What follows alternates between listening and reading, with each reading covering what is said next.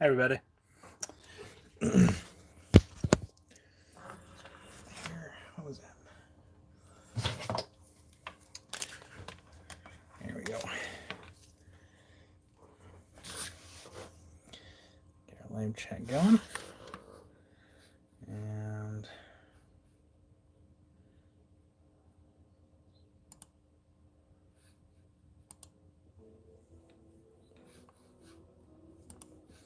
minimize this.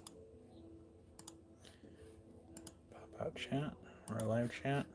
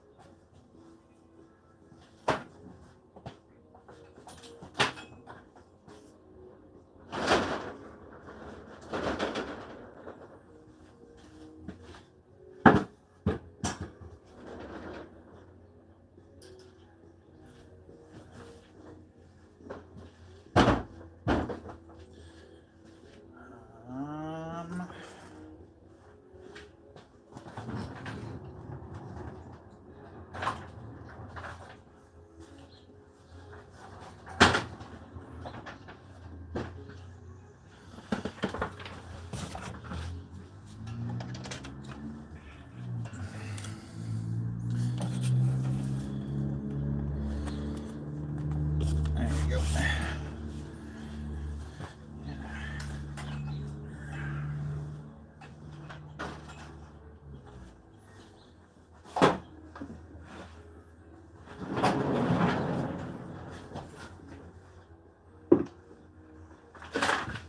Ooh, that was close.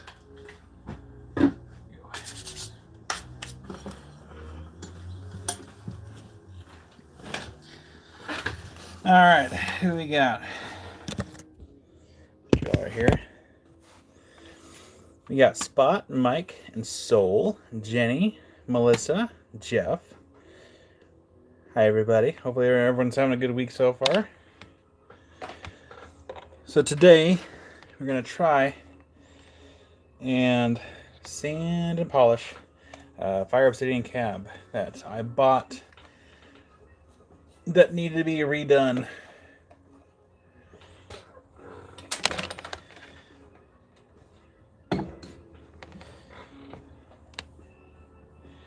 I also bought some more cool shelving.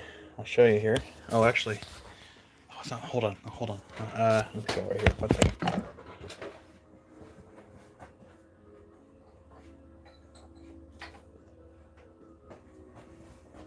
Okay, let's see something cool. Check this out.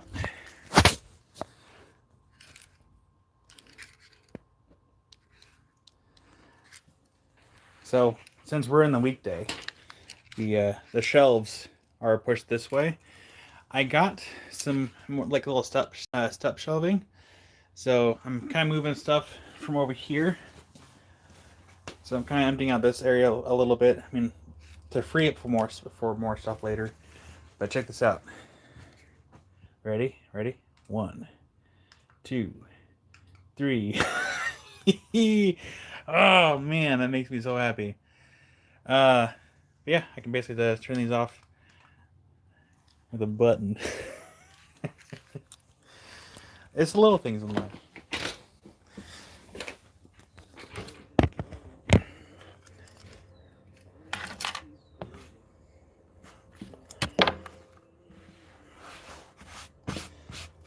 And then my friend Igneous, who a lot of you should have seen in chat, he dropped off some stuff for the artisan portion of our lives, so we're going to make sure to show his stuff this next weekend. Why does the color look so weird on the computer? Can I change the quality? That's better, okay. So this is the cab that we're going to work on. Take off my ring here. Have my phone on standby. Yeah. A little sneak peek. Yeah, we do sneak peek.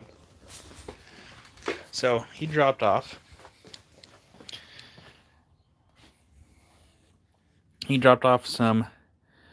some sunstone cabs. Now these are all ones that he has self-collected and worked. So he dropped off some cabs, and then he dropped off some cabs that he's done, and also done some wire wrapping on. So he was here for a few hours a day, dropped some things off for this weekend. So there's a mix of like sterling silver wire and some colored wire, and there's even a fire obsidian pendant that he did right there. Oh, I almost just tripped over my own wire. So Igneous, I know who Igneous's real identity is. No one here knows his real identity. It's someone that I know personally. I told him that he should make some content and put on the channel, or put on YouTube.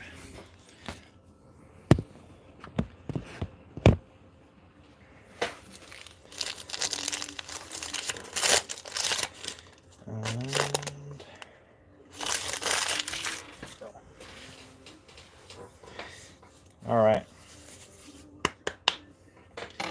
Get my glasses. We'll get started.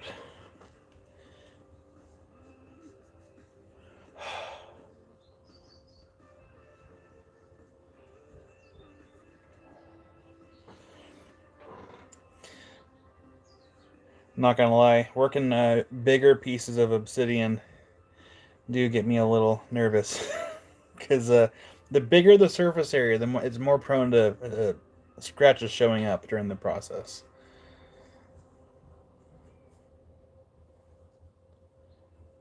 There we go. That'll do.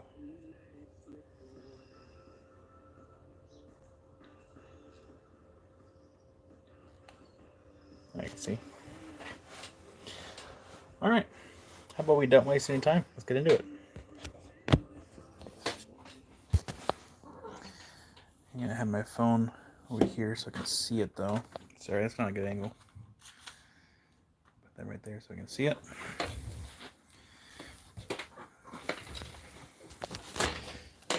There.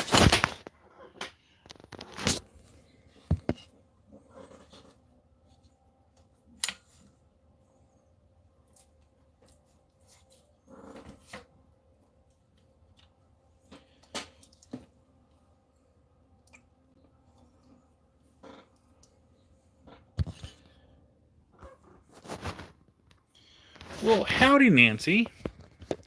Hopefully you're having a nice day.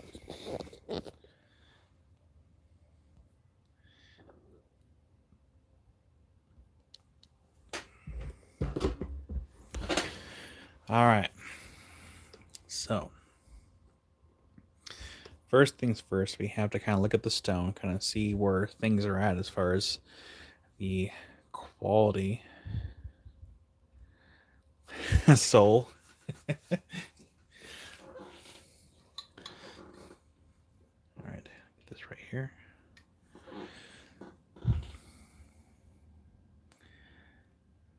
Those scratches aren't too bad. I think we could start with the 600 grit. No, we can't. We have to start with this one. Okay. So we're going to start with the 280. It's a good thing I got this for a good price because these needs redone. All right.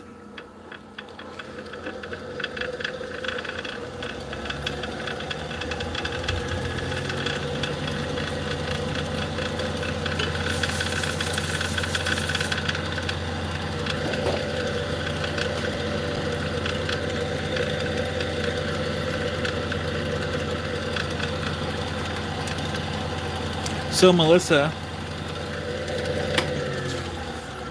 I bought this at a rock show last year.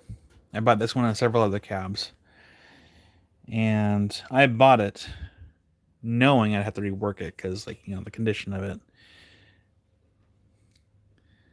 And so yeah, I got it at a local rock show.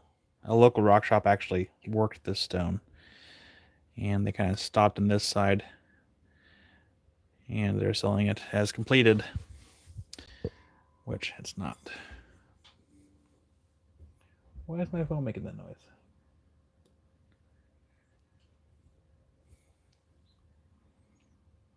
Let's go and zoom in right here. Is that a good spot?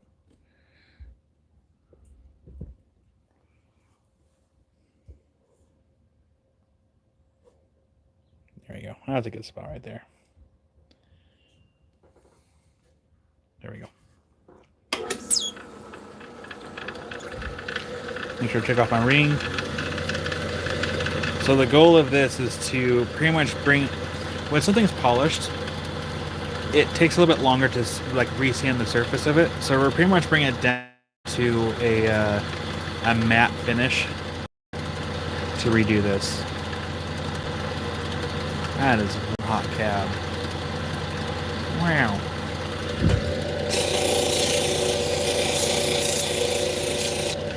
Oh, I need to plug in a fan. Can I use a fan for this project?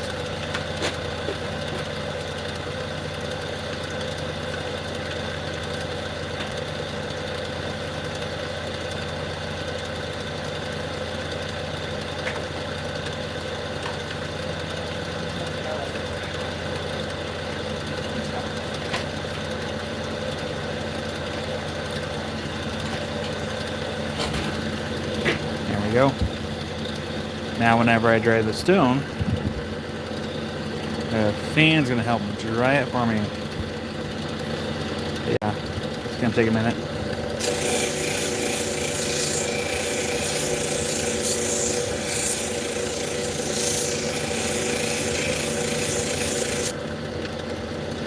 You see where it's kind of like a lighter gray right here? So if I had taken the 600 grit wheel, this would take a lot longer to do that. So it's taking a little while for the 280 to actually do its job. I could take it to the 140, but I don't want to do that. We're going to take our time. See? It's slowly doing its job.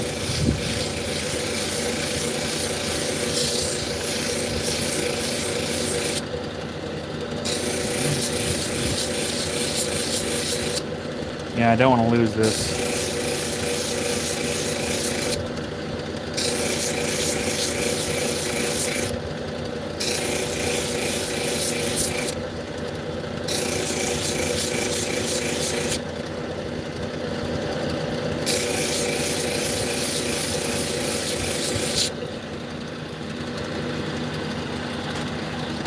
So yeah, Jenny, there's enough material above that layer where I can work it with these stages.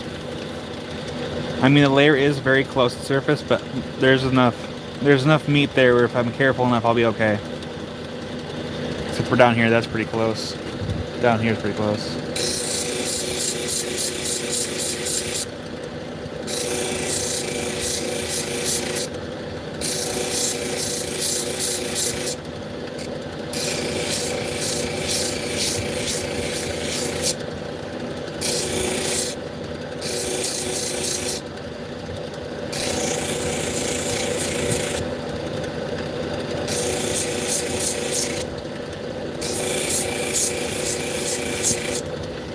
The only downside to using a fan right now, it's not exactly hot outside, so my hands are already getting cold.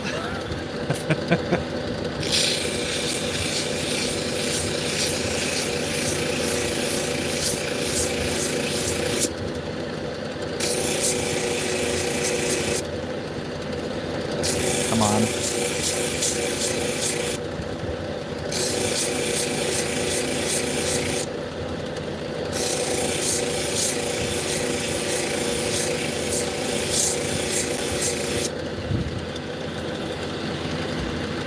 Melissa, I could run warm water if I changed out the tank, or if I was using my genie, I could. But I'm using a recyclatory water system, so the water is already really cold.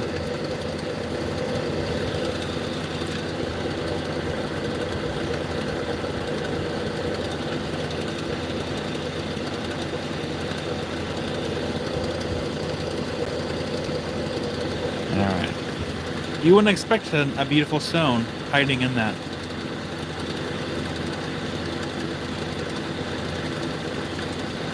Nancy.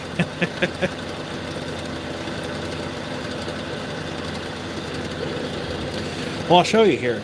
So, one of the reasons why I don't want to put hot water in this one is because I haven't cleaned this out in a while. It doesn't smell. I'll say that right now. It does not smell at all. But since I am using this same water over and over again, I haven't changed out the sponge for a little while. So the sponge is a little mildewy. It's one of the reasons why when I had open cuts on my hands, I was wearing gloves. Because, you know, we got some mildew there. I feel like if I were to use hot water, that might make that worse. Which means come summertime, I'm going to have to change that more frequently. But this is what I use, so I don't have to keep getting up to get more water. So if I was using like a warm or hot water, it could actually cause the mildew to actually grow even more. I don't want to deal with that right now.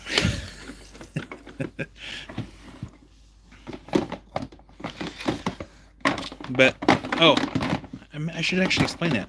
So for those that actually have cabbing machines, you don't want to keep, you know, making a bunch of like trips to the station to, you know, load up on water. You can make these. I literally just cut out a hole. I have like the, so if you look down here, I know, again, I'm so sorry for the look of the sponges, but I have holes cut in this bucket. I have the sponges in here to kind of help filter out any like larger debris. And then it cycles back through up into the cabbing machine, and the cabbing machine drains down here. I have no idea how much this thing even weighs because there's probably debris at the bottom of the container here. But I literally bought a couple things of sponges, and I have extra ones in this. They should be over here anyway. I have extra ones. Yeah, right up there. That is my backup sponge. So all I do is I cut that in half, and then I just place it inside the bucket. And that is my filter for that. Except for this machine, I haven't got around to making one yet. This one actually is clean water, and then you know, the wastewater goes down here. But and I've been meaning to make a video on why you shouldn't dump any kind of like lapidary water down the drain, because in the bottom of this, it is probably about, I don't know, 5 or 10 pounds of just sludge in the bottom of this. So don't dump it down the drain, because eventually, if that gets in your pipes, that's not going to be a very good plumber bill that nobody wants to pay. Well, howdy, Ryan. Cold hands it is. Actually, that's a good idea, Jenny. But the sponges were also really cheap. I tried to make a bigger system like that before with my previous lapidary cart, as far as having a recyclable water system. But I put the wrong kind of filter in there, and within a couple days, it smelled awful. I used like, I wasn't thinking proper, and I used one of those green filters they put in your furnace, and it was not a good idea. Well, howdy, Opal guy. Turn on the fan again. Alright, we bought this one back down. But now that I sanded it, I see a couple issues.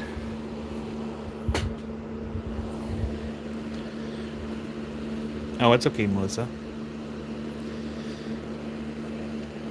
So I don't know if the camera's going to pick it up. But that's too much. There we go. There goes one of the magnets.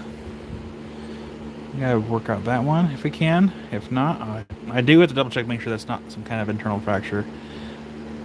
I need to assign this spot a little bit better. And, oh gosh. Actually, this whole center area needs to get sanded a little bit better. And this side down here. Okay. Right, let's go ahead and tackle this side now.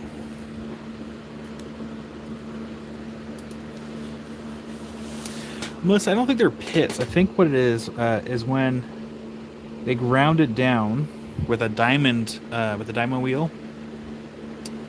It's part of the diamond grinding process that they're still right there. So, Rock County North, Pacific Northwest, I don't. Not when I'm using water. If I'm not using water, I do have a respiratory thing right there. So and I only use that if I'm using those wheels over there, if I use those dry. But since I'm using water for this machine, it doesn't kick up any dust. And I also have a fan right here blowing this direction, so any water particulates are actually getting blown this way.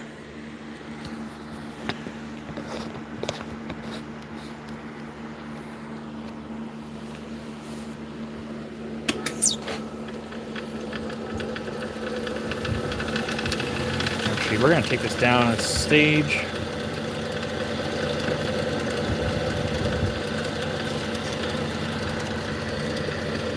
Because even the water particles can even, carry the dust with it. So, fan blowing that way.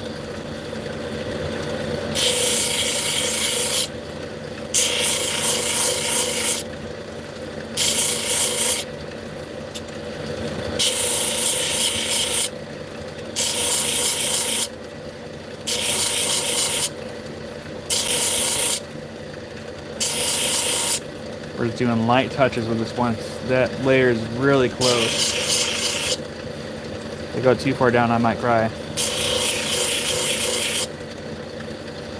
And we're going to focus on the center on this wheel. Grind it down just a little bit.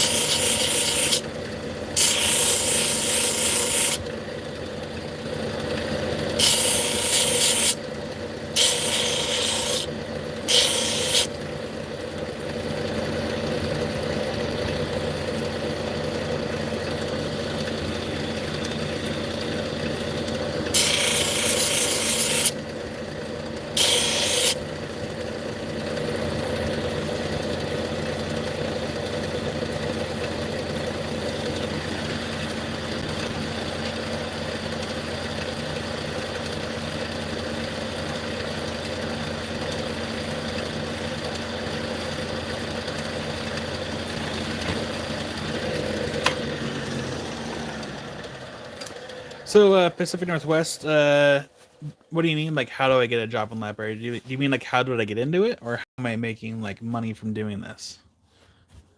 In dust we trust. I'm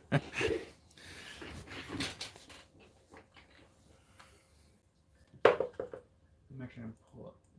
Oh, gosh, where is my studio here? Here. I'm going to go to analytics. And see live count. 8918. Forgot where we started this morning. Where's my good pen? 8918. That's the number I want to remember. Why am I in paper? I can even do that.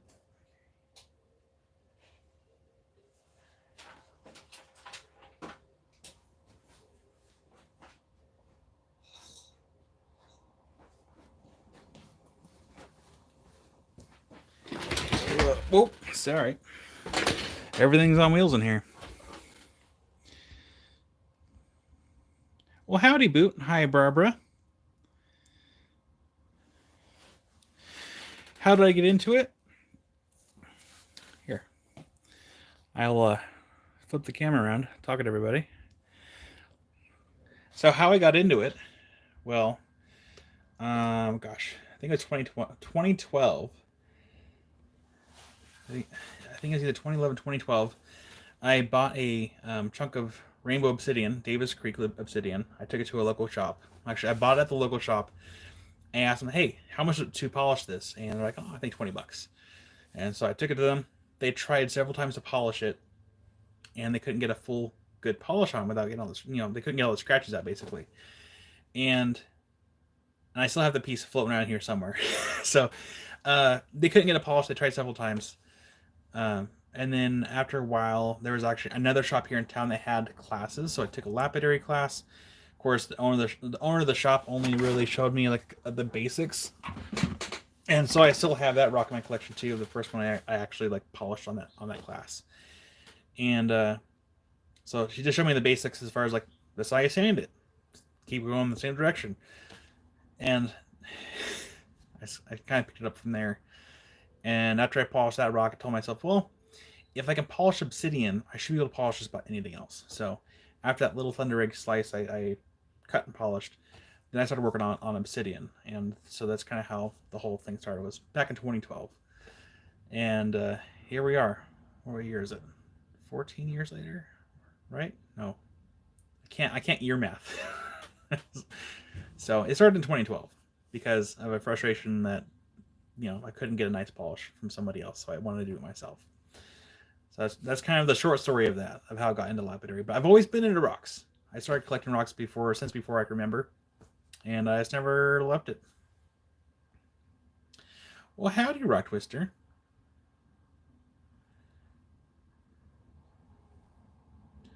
Howdy, Josh.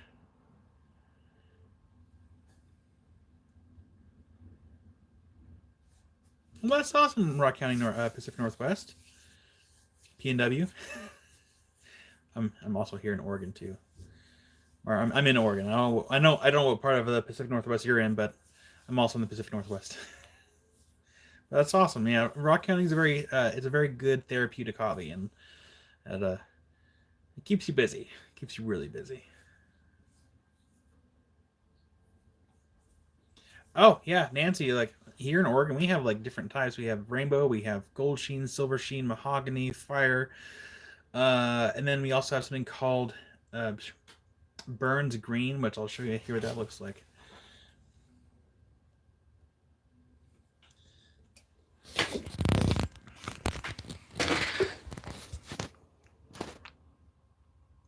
Oh, nice, Rock County Pacific PNW. Let's see. Did we flip around? Did I freeze? Uh-oh. Where are we at? I think I broke my phone.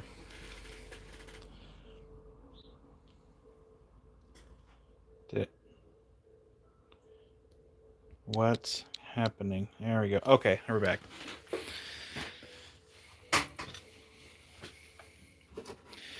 So I only have a couple of these in my collection.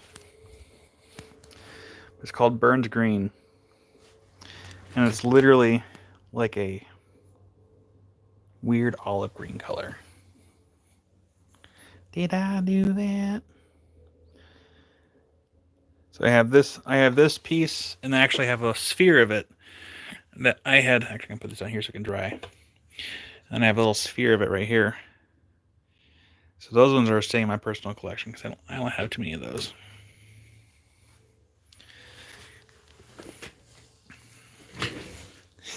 Jenny's trying. Oh wait, we already facing forward. Is the forward camera broken? Hold on, we're having issues with the phone today.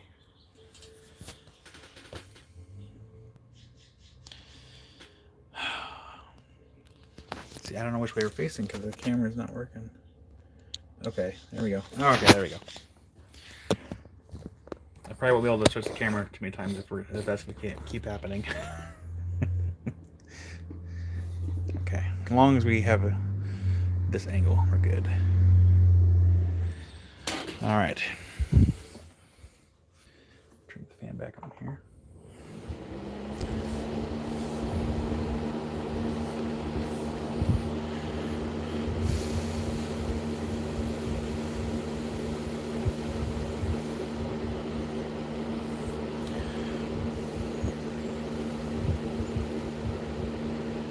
Yeah, that's very close to the surface. We gotta be really careful. This one's got some meat left on it, so this one I still have some room to kind of work with.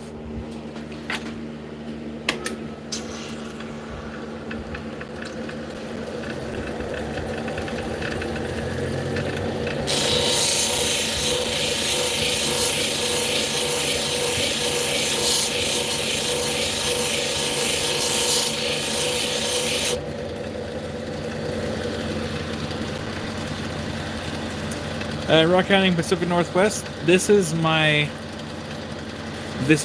main gig. Except I don't really polish. No, let me phrase that. So, like, this is more or less my full-time job. My main income comes from the weekend sales. I have actually put a small halt on doing projects for people because I can't seem to get caught up. So, I mean, I still have a few projects that were already on my list, but for the most part, I don't have 9 to 5. This is my full time job as far as like doing the weekend live sales, making content. I don't hardly make any. I make some ad revenue off of YouTube, but it's not enough to quit my day. It wasn't enough to quit my day job. Um, so, but yeah, in short, this is my job.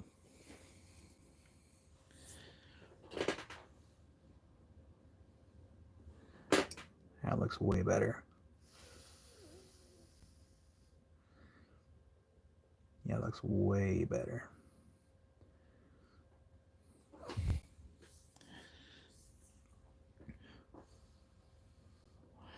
Yeah, I will say that ad revenue through YouTube is not the greatest at all.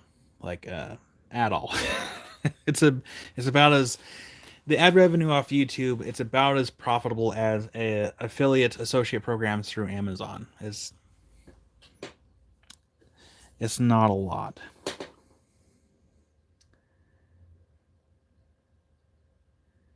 Okay, I think we're good. I don't like how far down is that layer. Oh, we still have some meat on the stone. We can go down a little further. Oh yes, and Jenny, good point. I don't let me actually. You want to let me forget because I have it on my list to go on to Teespring and make a long sleeve of the logo shirt. That is on my to-do list. Hopefully tonight.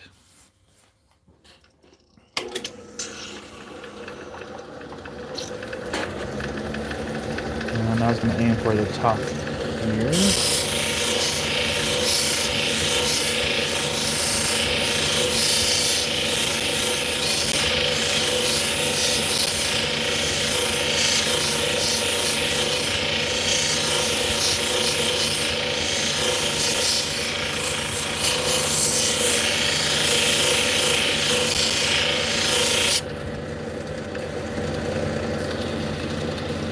That.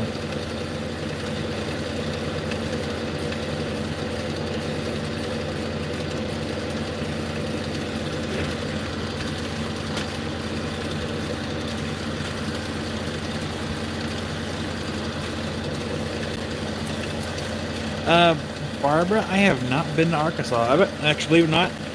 Wyoming is the farthest east I've ever been. It's the farthest I've ever been.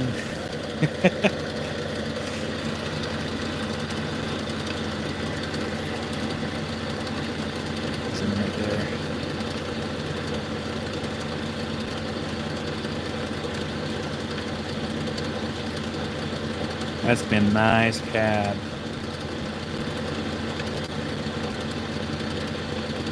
Wow. Wow. That's a nice boulder.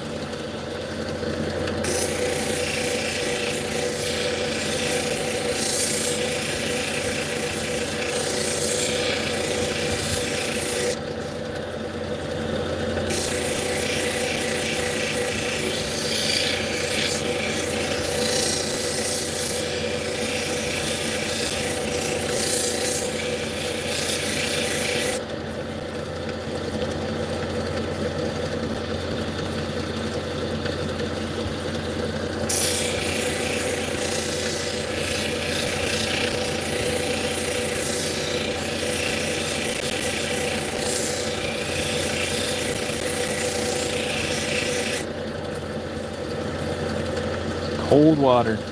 Woohoo! Double check here first with the other side. Well, howdy, Doug. Hope that your week's going good.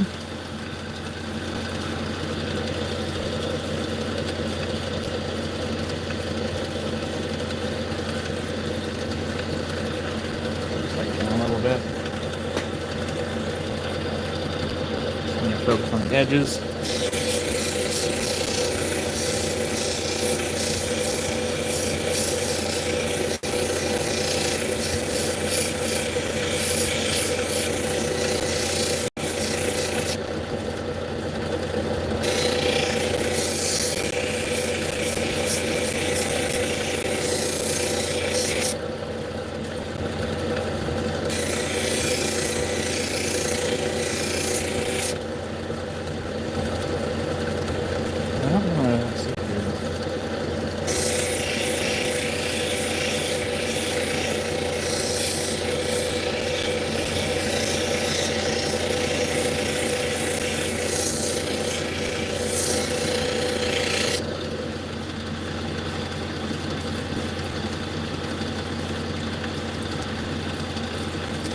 You know, rock hounding.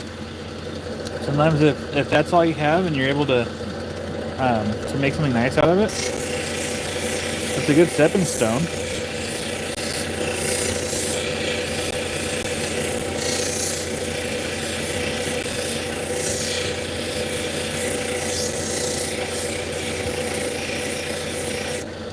If you want, you can also email me too. My responses might be delayed a little bit. Ask anyone here. But you can always send me an email to worldofrockhounds@gmail.com. I can always respond where I'm able.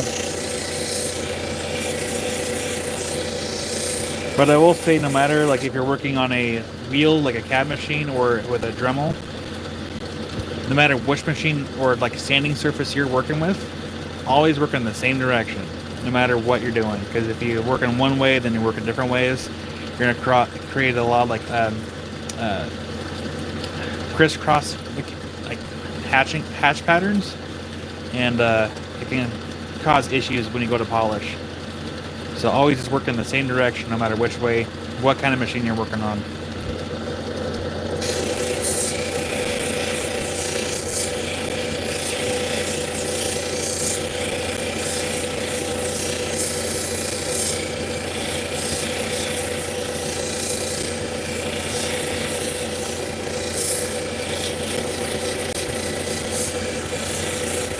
You're welcome.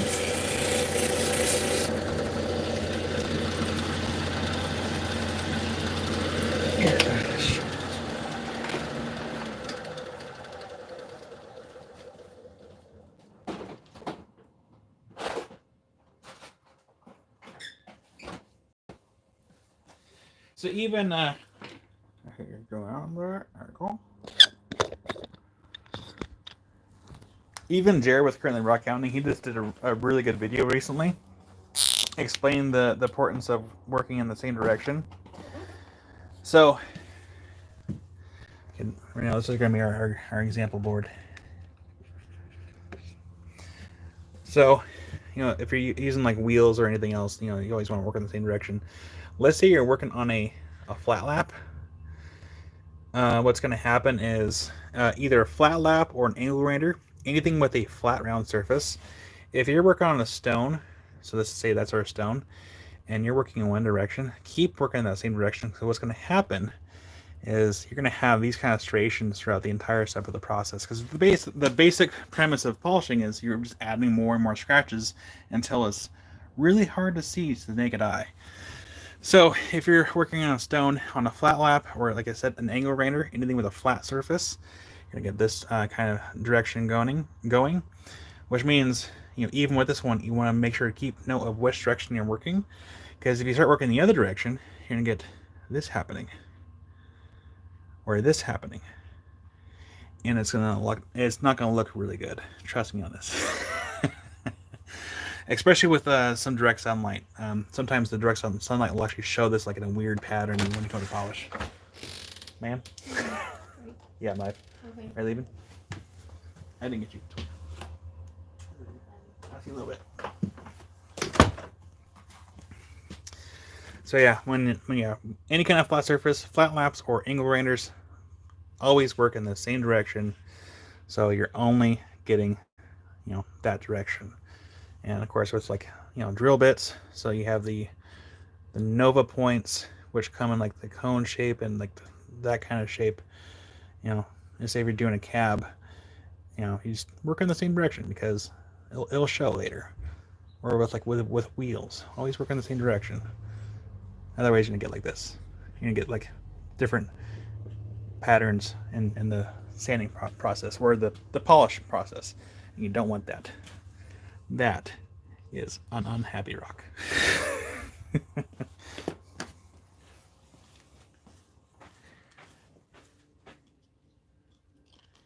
I think it's marked my mouth with a marker. Oops. That's okay.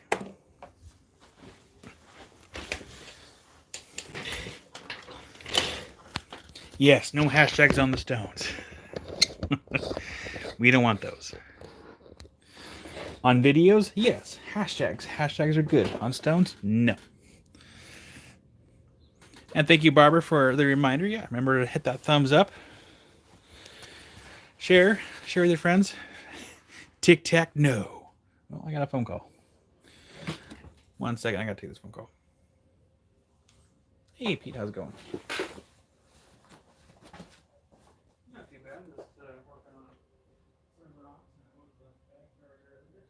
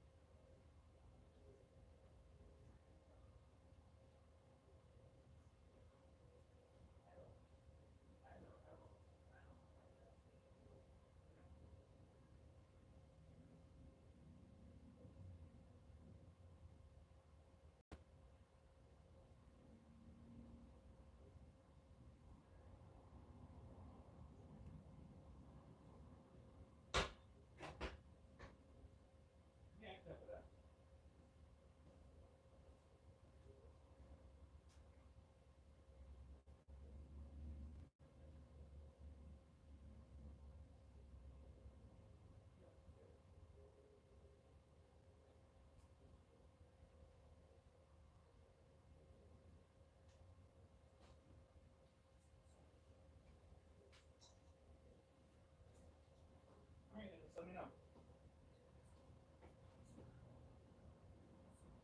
All right, you're welcome, and I'll see you tomorrow morning. You're welcome. You too. Bye. All right. Sorry about that.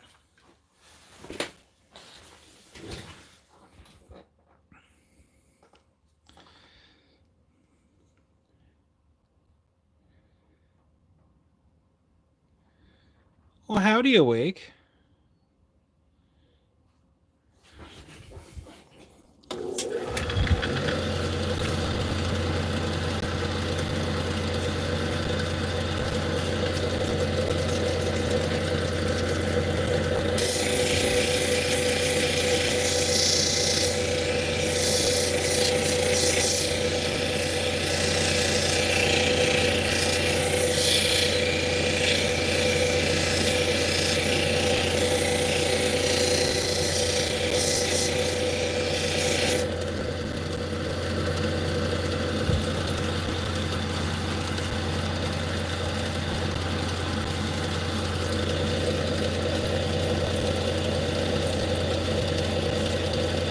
It's doing pretty good so far.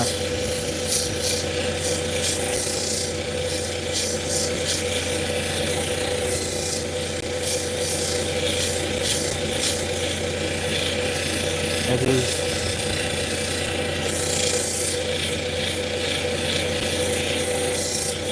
Ugh.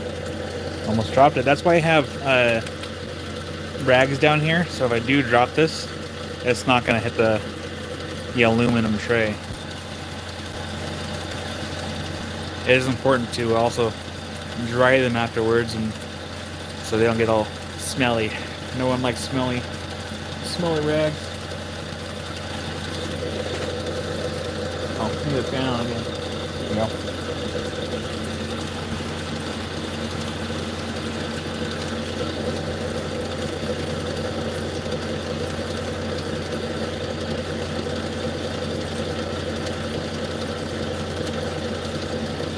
Gotta get this corner right there.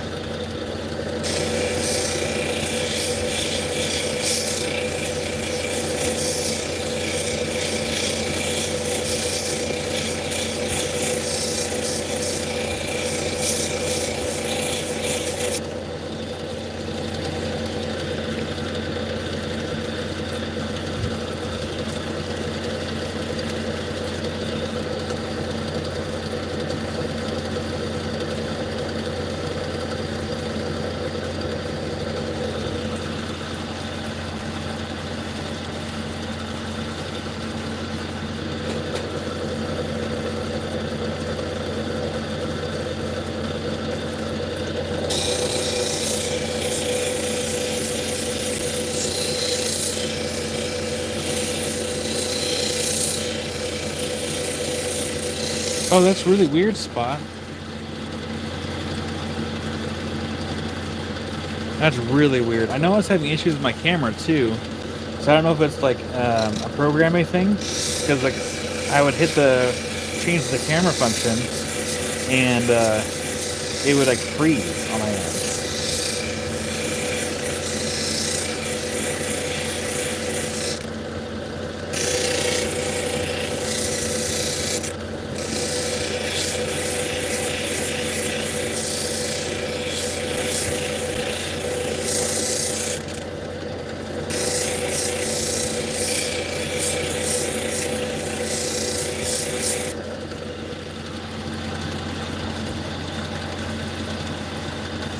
Doug, you're not wrong. I'll show you what I was working on earlier. I was working on this earlier. Nice little Oregon fire opal.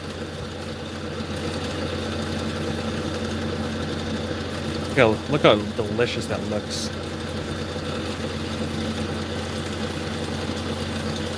Well, howdy, reptile. Which side was I working on? I think I'm working on that side.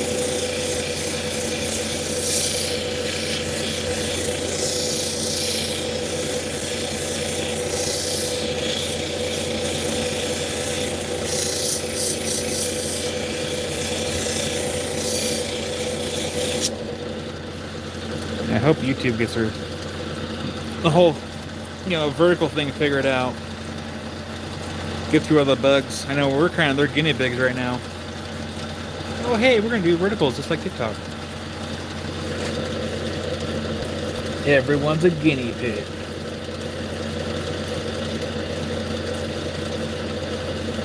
I think I'm okay with that. Yeah.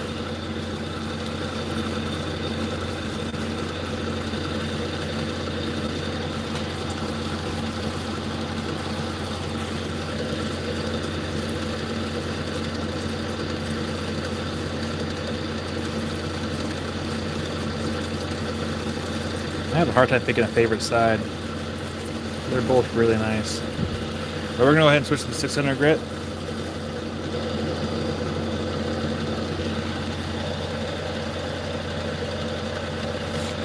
Rocket.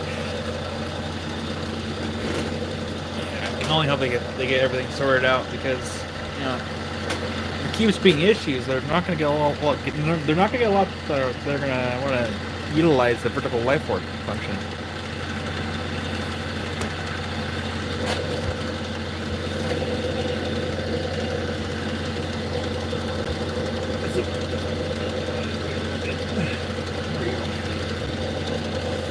Make sure we can see the.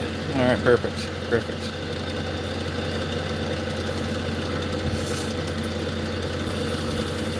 Too much water.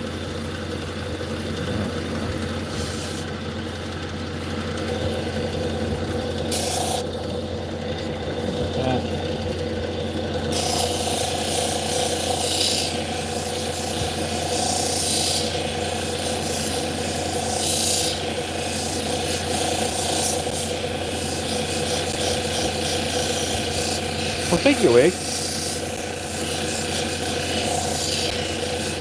I'm not gonna lie, I think this is probably one of the better calves they have too, as far as like the color. Because trying to get something with this kind of color, it's not easy. I mean, you have like almost every color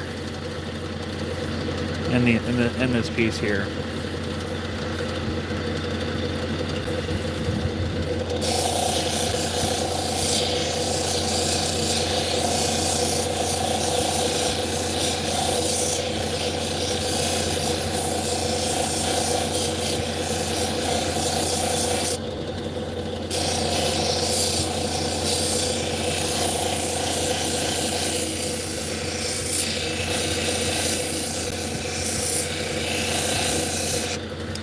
Yes, but I know how you feel about it, and like I have my gripes about it too. I personally feel they could have spent some more time kind of getting this stuff sorted out. Maybe pick out certain channels that could have like played around with this first. rather than be like, hey, we're going to release this product, or we're going to release this ability to go live, and like, yeah, they need to fix it.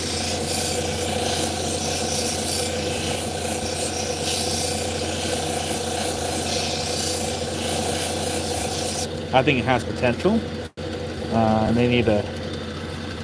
Actually, am I on the? Because it does have potential. It's just they need to fix the bugs.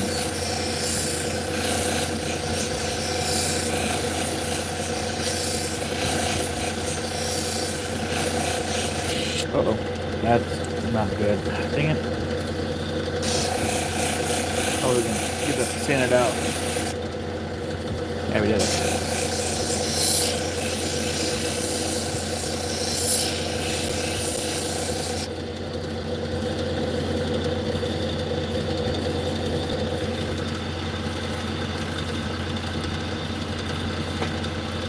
So the layers. So the layers. So these layers are really thin. This piece has 2 layers. And they're so thin, you can see my finger right behind there. It doesn't take much. That's how thin those layers are. And again, there's 2 layers there.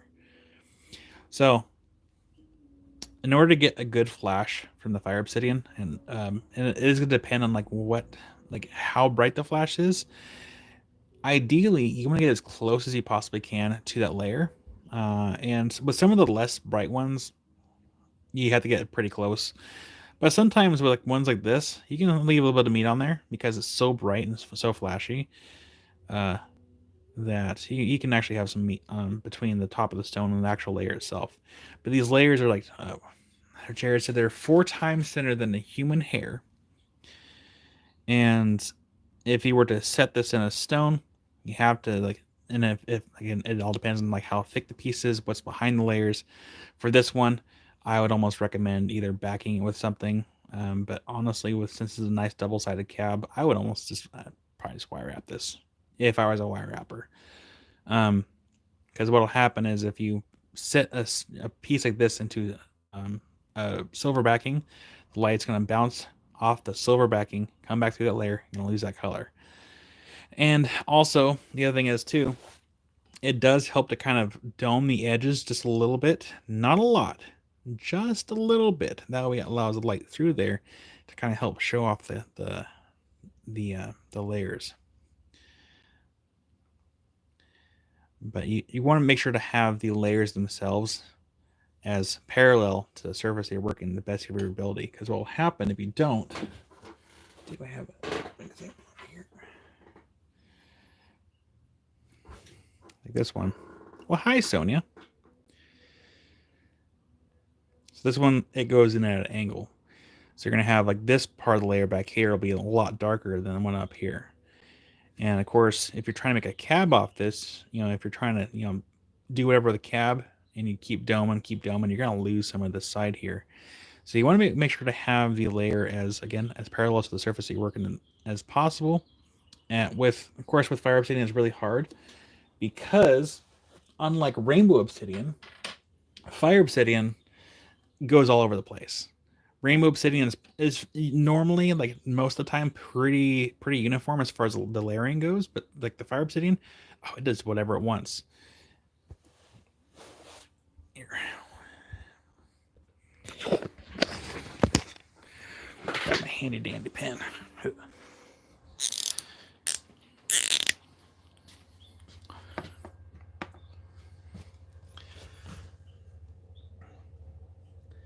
So let's say this is the bottom profile of a cab, a fire obsidian cab, and you have your layer right here. You definitely want to try to dome it on the edge, just to allow that light in. But if you have a slice where the layer is kind of going this way, and not like there's higher on one end than the other one, that can be a little problematic.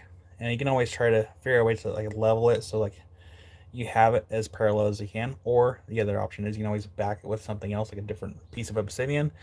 That way you can kind of like level it out this way the best of your ability, and then dome it, but then have it back to something else, and then like lower this side so you have a fairly even cab. What else? Oh, if you have a layer that tends to dip down, you want to work from the other side if you can, because if you try to like cab it right here, this is going to be so dark. So you actually want to be able to just flip it around, and if the layer's going this way, you want to dome it from this side and not the other side. Because I've had a few pieces where like the layers just kind of like dip down, and like there was no way for me to get to the other side, because sometimes it can be back with like a gold sheen or different layers, where the layers are so close to each other, like there's no way for me to get to the other side. So at that point, then I had to kind of resort to like, okay, how do I want to do this? And there's different ways you can do it. Either you kind of work with the the layers that are there, or you can risk it, cut it in half, and then dome it. That way we can still have access to both cabs there. So those little hamburgers. Hungry. What else? Oh, and then because the problem that you have, if you're trying to chase that layer and it goes down like this, and you use like a Dremel or you use like a wheel, depending on how big the pieces that you're working, if you try to chase that layer like that, when you're trying to show the stone, the sunlight or whatever like light bulb you're using, it's gonna have the biggest reflection right down here, and you're not gonna see as much of that color as possible. So it does help it either have, ideally you want to have like I said, a dome surface the best you can, because if it's too flat, you're gonna get too much of the sunlight, or a light bulb if you're trying to show it off. But or if you have a domed, they can actually have the smallest amount of a light reflection on the top. I hope that helps a little bit.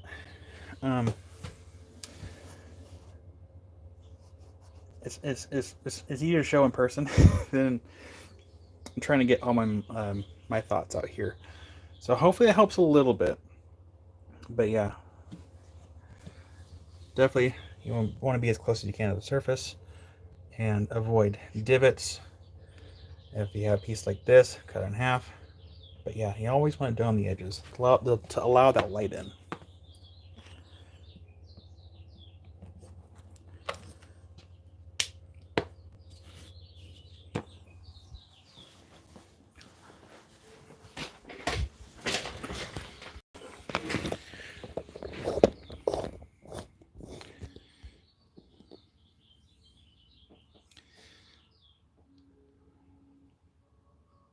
Ginny, I think I know what you're talking about as far as the claw setting.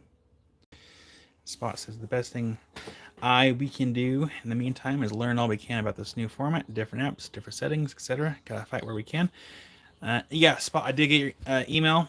I'm still in the process of responding to emails that I have neglected for longer than I thought, sadly.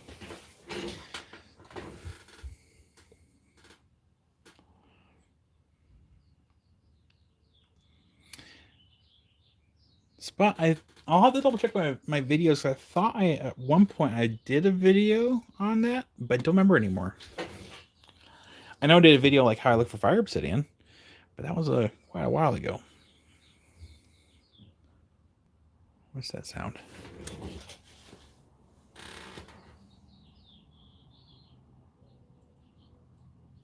There's someone going through my trash can. Hang on one second.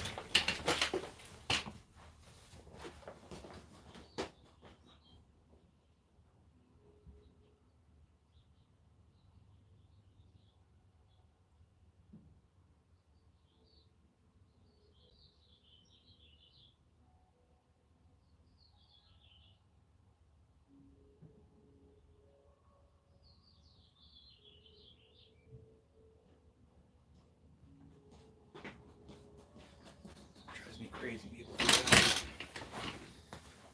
We don't put recyclables in our trash can.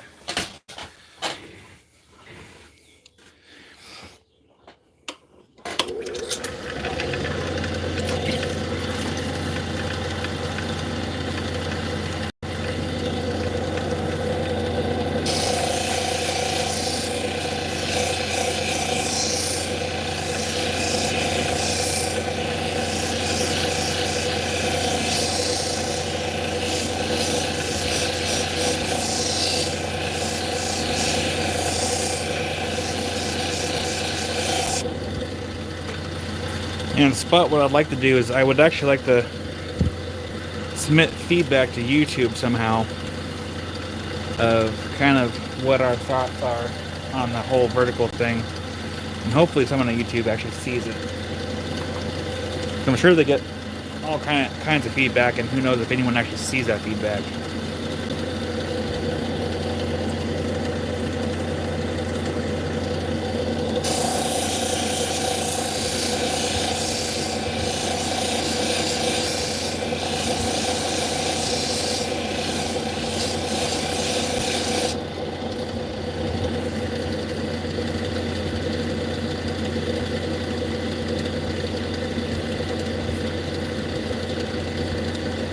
Wow.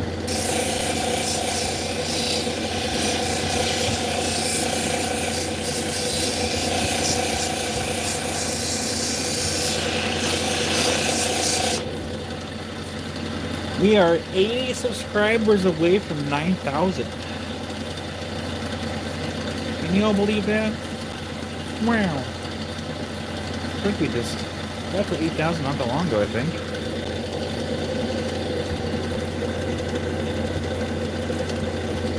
Oh yeah, it's turned out nice. Turned out really nice.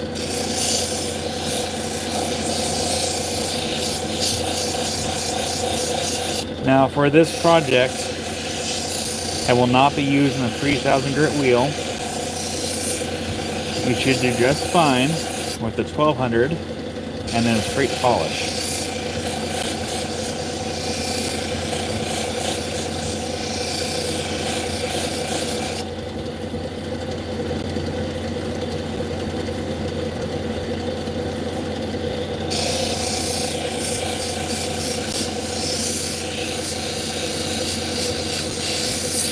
Yeah, Jenny, I think you're right.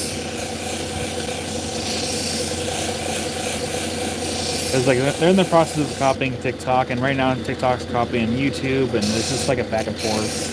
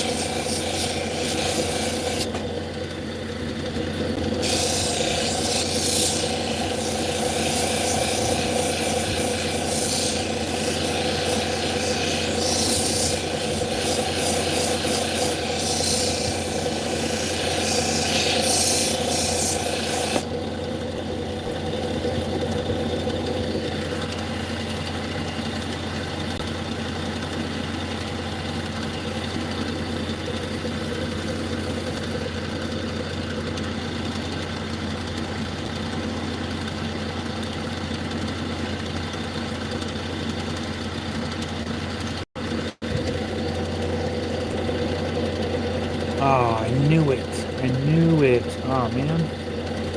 So, at one point I slipped. The cab went in the opposite direction, and I caught the edge of the wheel right there. That's okay. That'll work out.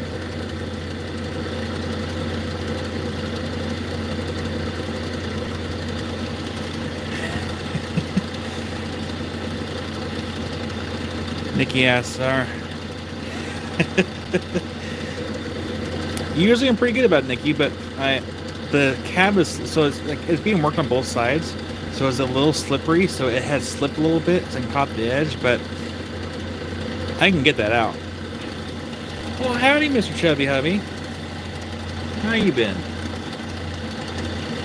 Get a little close right there. So I'm gonna focus. So I know I preach about using the whole wheel, best of your ability, but for instances like this is where I will focus on the edge of the wheel, because typically, the most part, I don't know if they may beef up the edges, but it seems like the edges seem to be more gritty, if that makes any sense. I'm gonna focus on the edge there. We should get that out just fine. Can't remember where it's at. I think it's back over here. Get that out like that.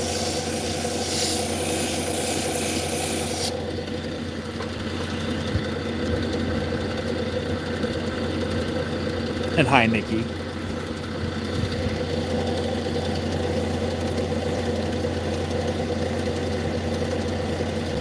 And just like that, I think we got it out.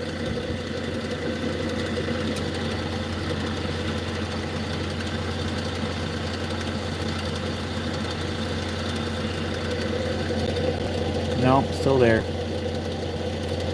Well, we're gonna get it out. I'll tell you what.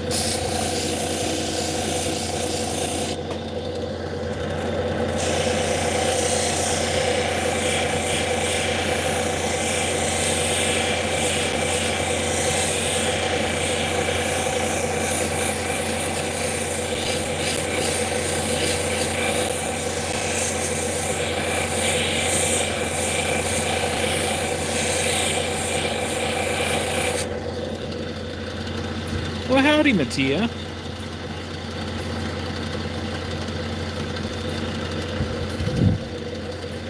Drink the water.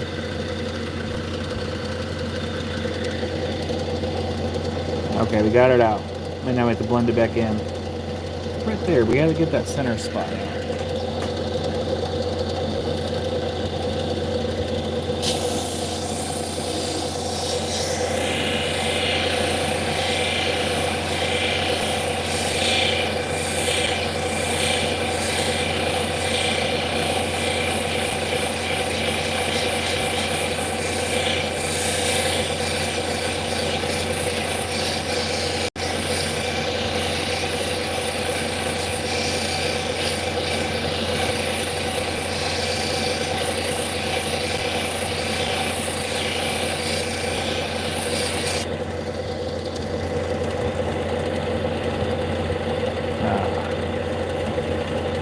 Yep.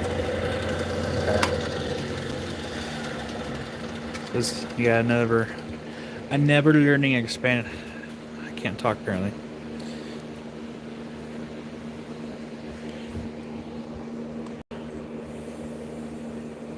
We got it out though. So this is what will happen if you have a layer that's too close to the surface. You see how there's like a little dip in the layer right there? That layer is very close. And what you can actually see the second layer right behind it. They're on the other side a little bit. So this is where you have to be really careful when you're sanding this kind of stuff down, because the layer is too close to the surface, you're just going to grind it down. You're going to grind right through it. Well, howdy, Lapidary Dave.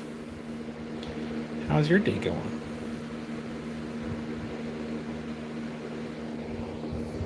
We are going to take some extra time just to kind of double check before going to 1200. Hi, Lawrencine.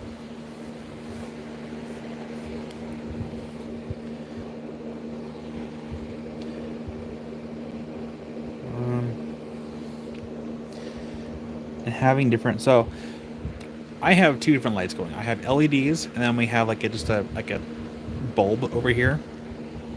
So these lights on my right here will show me, hey, everything looks mostly okay for the most part. But then the other light will show me if there's any deep scratches. So it helps to have like different variations of light. And also when you're looking for scratches, you twist it, go this way, you look at this way, because the light and shadows are gonna, even if the scratches are really, really small, you can still see them.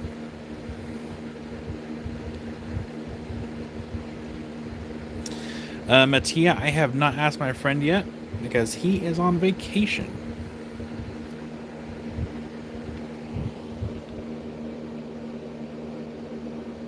Oh, there's deep scratches. There we go. You can see it right there. You need to get those ones out before we go any further. Ugh, gross.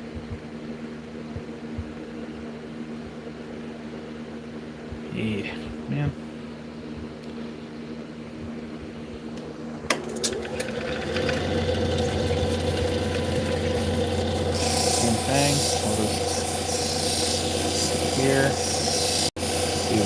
gentle with it. You don't want to grind down any further than we don't have to.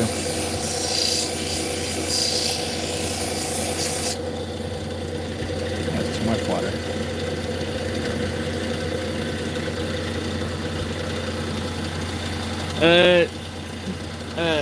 Dave, I am at 600 right now.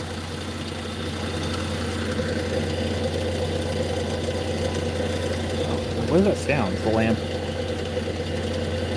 Okay, that looks better. We still have a scratch there in the center, though.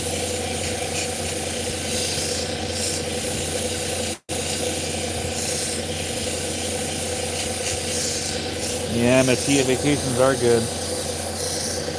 They went to Hawaii. Never been.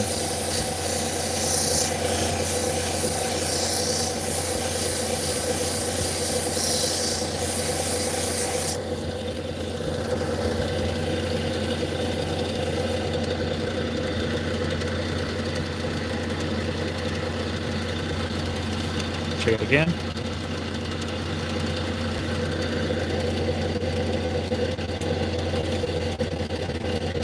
No, still a deep scratch right smack dab in the center.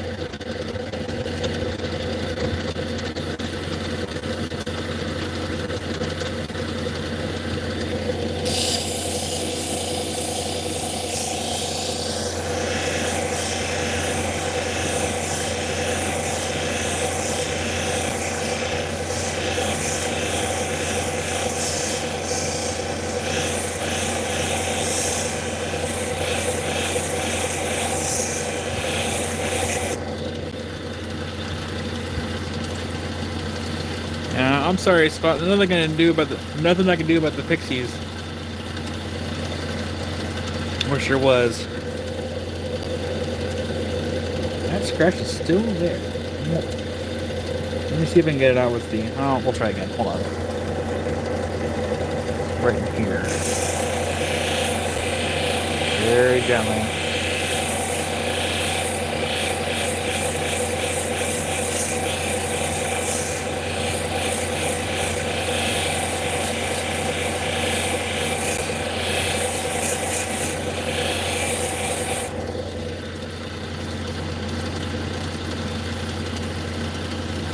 Right boot.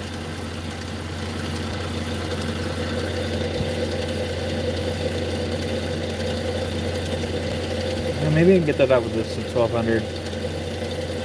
We'll try it. We'll send it. Alright. Let's go ahead and move on down the line here. Sorry about the noise.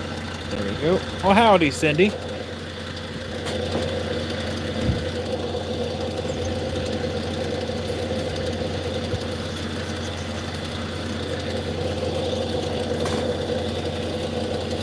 Doing pretty good. How about yourself?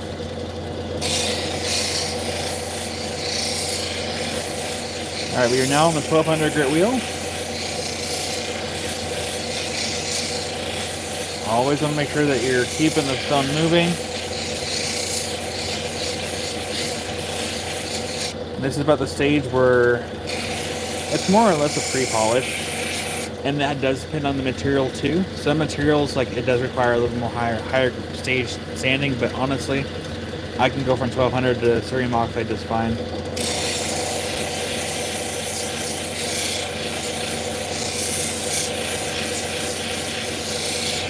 I can't think of any stone that I needed, like, the higher grit wheels for. Even though I bought, what is it, the 12,050 or 14,000 and 50,000. So I bought 2 high grit wheels and never even really used them.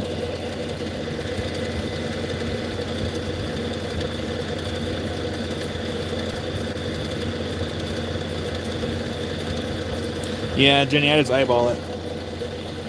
And then Spot says, I don't really think so, Kyle. Just okay. It could be a combination of my phone and like the different water droplets that are causing like the phone to kind of freak out. Who knows? It could be my network too, because we're on my old phone, so which means we're using the Wi-Fi.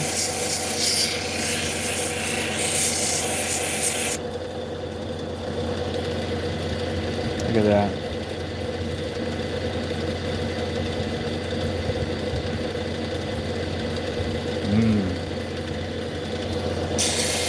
Very nice.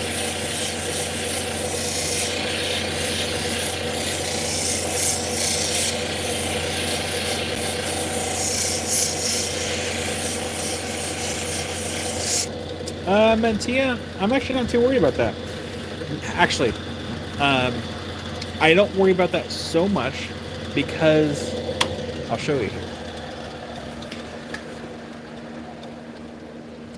So with these wheels, the only thing I do worry about is if I'm sanding on something that has, here, I'm gonna turn off that light really quick.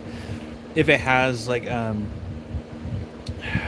need a good example. If I have something that's like prone to like chipping or breaking away for like really small particulates, you know, at that point I do worry about like it traveling around the wheel and then coming back to the work surface and then like scratching the surface. But these actually stay fairly clean, at least from what I've noticed. So even if I have some break away from what I'm working on and come back around and kind of scratch the surface, I don't have to worry about these so much. However,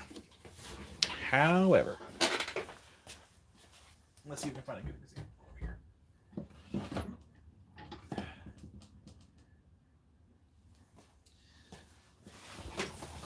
So these are the flat laps for high-tech diamond, and Jared, I think he showed an example of kind of one of these types of wheels. These ones are, I think, are more prone to having particulates get trapped in here and then, you know, ruining future projects. So with these ones, you have to be more careful because like this will actually tend to like hold on to stuff. Whereas these resin wheels, I'm not so much worried about these. It's more these I'd be worried about.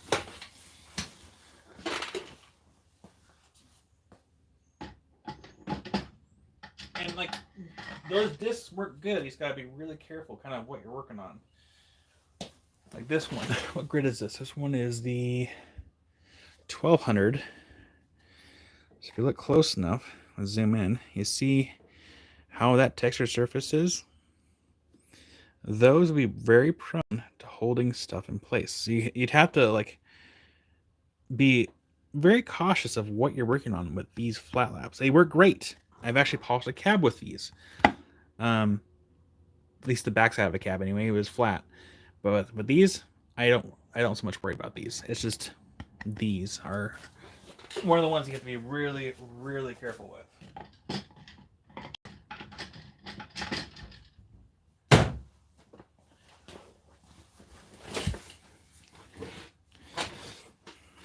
Oh yeah, I have one of those textile sprayers too. Like, it's right above me, right there. Jared Kirtland Rock on, he actually recommended these, and like I got one, and I have never been so happier. Like I had a steamer once, and it worked okay for a couple times, then it broke. And also that one was really scary because like a shard of it broke off from the twist top, and it actually poked me pretty well. And then after that, like after the little shard came off, it wouldn't hold any kind of pressure, and I was always worried it was going to explode. So I got this, and I have never been happy with a product to help clean stuff.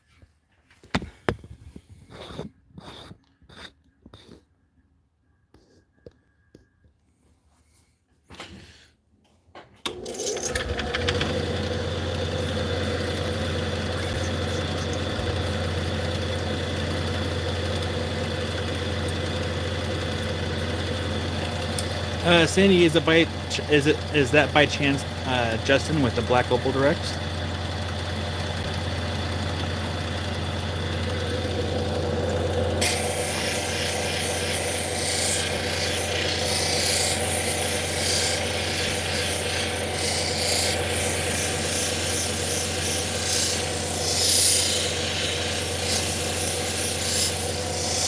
Oh, nice, Mattia.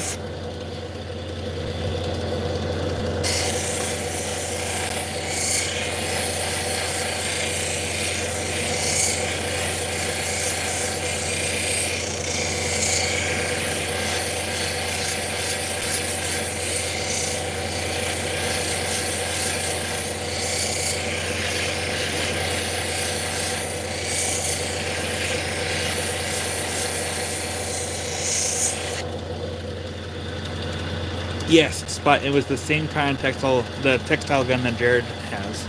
He sent me the link, and that's how I got it. Nice, Cindy.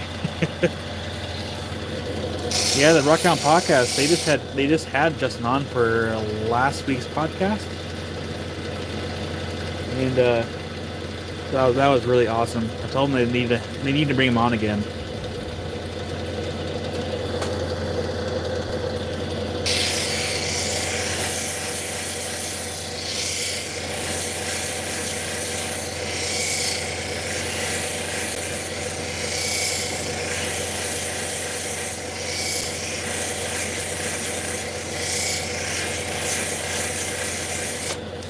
It's really neat to actually have the kind of support from really successful channels that, you know, as far as them being on the podcast, and they're like, hey, I'm going to be on this podcast, and like they share it in their community posts. That was really cool.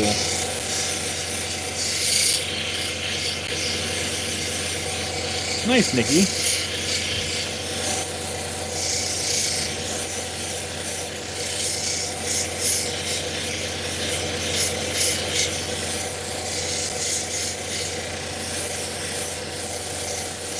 Whoa, I almost flipped again. Don't flip, Kyle. Gone so far.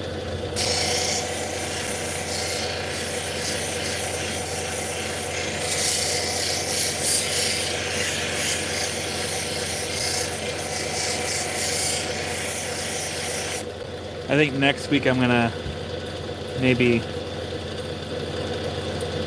Actually, no. What is next week? There's a Maker's Challenge coming up, and I have to get my video done. I have to get my video edited for the release. It's already done. I've had my project done since before Christmas. Gotta get it uploaded and edited, or edited and then uploaded.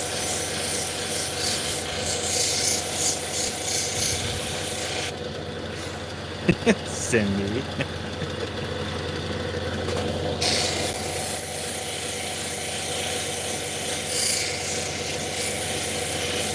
Oh, nice food. He's a lot smaller than. It's crazy how like some channels will like really kick off.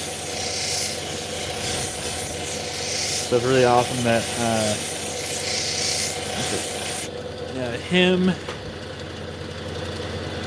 Like I started watching Agate Dad pretty much the same year that I started, and like I think he had like what 3,000 subscribers when I first started watching him. I think it was, and now he has like over. I forgot what the number was. Like he just hit 100,000 not that long ago, and then Michigan Rocks like also blew up too. It's really awesome to see the kind of growth with channels.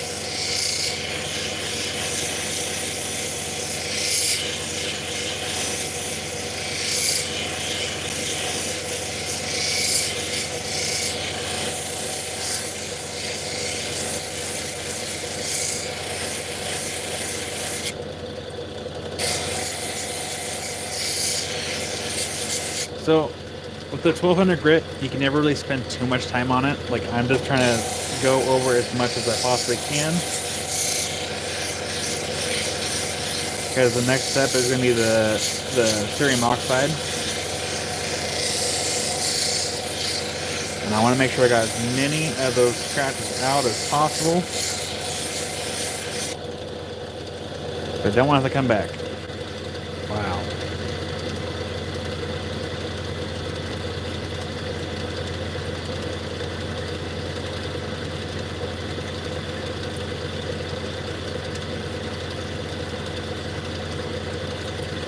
Well, howdy, cold-blooded rocks. Welcome back. Okay, let's go ahead and turn off that. We gotta check our work here.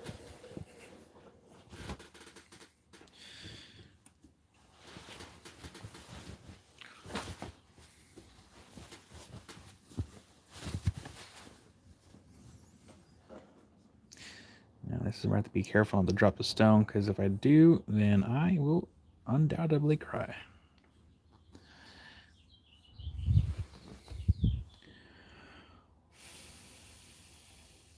Okay, I can see where I need to focus more on the 1200 grit. on that side. And this side, same thing. I gotta focus more on the center of the stone. Oh, we can see here. So we gotta focus on the center here. And also up here too. And then really focus on the center of the stone right here. You can kind of see that. Yeah. I mean, already it's a huge improvement to what it was. And I'm not even done. Okay. So we need to focus this side, the center of that one. And this one is towards the top. All right.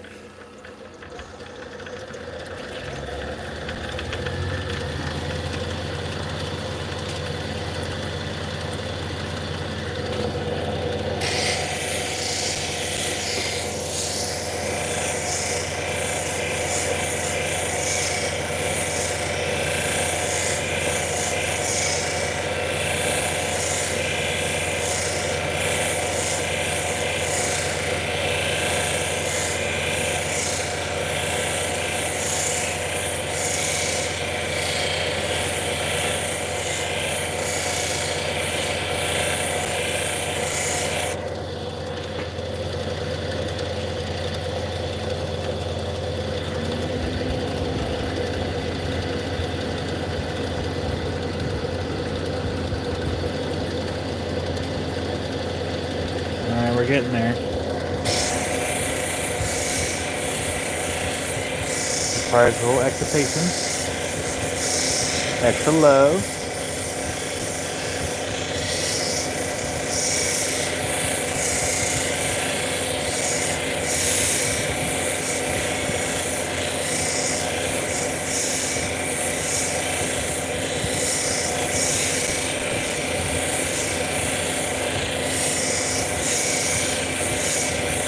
Gotta keep the stone moving. And what I'm doing, even though I'm trying to focus on the center here, I'm still trying to blend it, because if I focus too much time here, like even though it is 1200 grit, you can still kind of tell if you focus on one spot for too long. So I try to do like this area and then try to blend all the way around it, just so we don't have like a favorite spot where we're working on and cause like any kind of facets. With 1200 grit, it's a little harder to make the facets, but it doesn't mean it's, not impossible. It can happen still.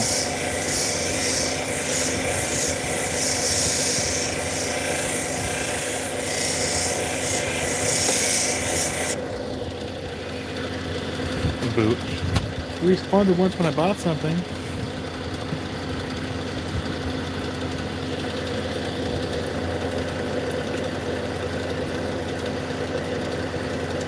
Alright, it's looking better. It's not great though.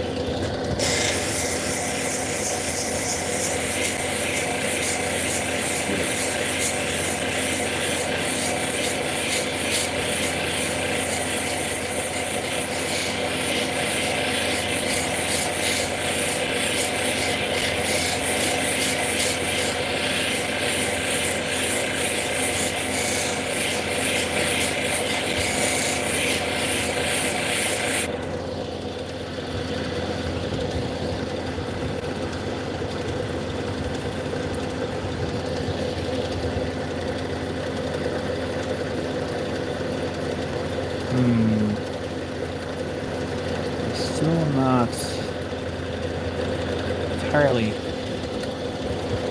No, it's not good enough. Yeah, it does work pretty well.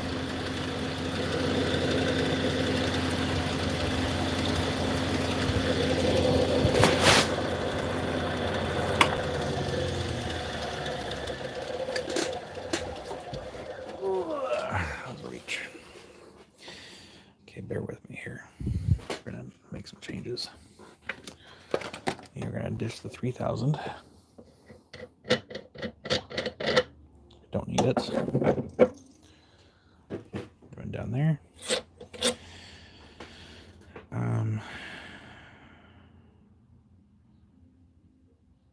Think about this for a second. Yeah, okay. I'll leave that one there on the end.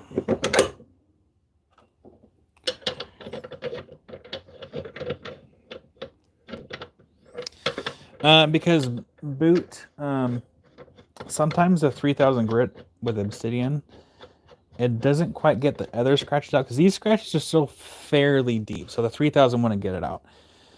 And that's why I have like two different.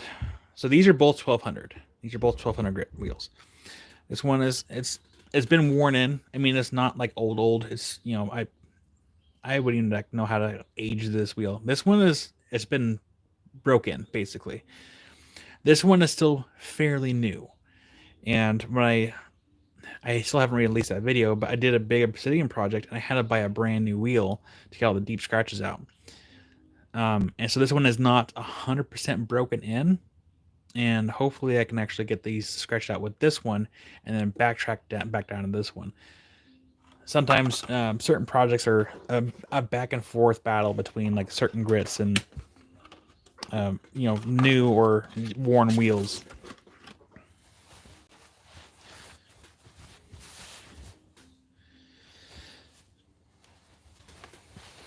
I hope that helps answer the question. Let's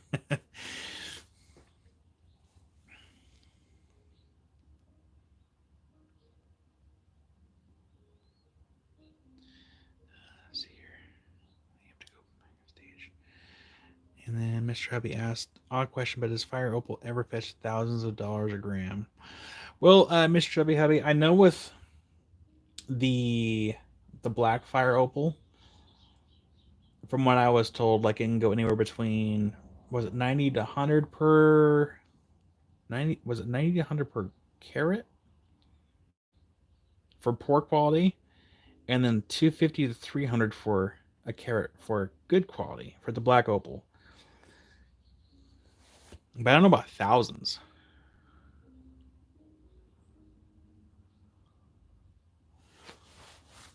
Well, howdy, Daniel. Like the fire obsidian can get pretty expensive. It goes between 25 to 100 per gram. I mean, I would value this as a $100 per gram piece because of how bright the layers are. But I'm not going to price it at that price range. I'll price it the 50 per gram price range, but not 100, because then it just would never sell. I'd have to cut it down to even get that price range. Yeah, Mr. Chubby Hubby, I don't know about 1,000. I mean, I will say this: I'm not a opal connoisseur. I'm sure there's probably other people out there that might say, yeah, this might be worth like a couple $1,000 or like $1,000 per gram or per carat. But yeah, I'm actually, let me think about that. 250 to 300 per carat. There's 5 carats per gram. So yeah, per gram. No, I guess that would be right. And the black opal, $1,000 per gram because there's 5 carats to a gram. Oh, raw? Oh, I don't know about that. I think it would have to be finished in order to get that price.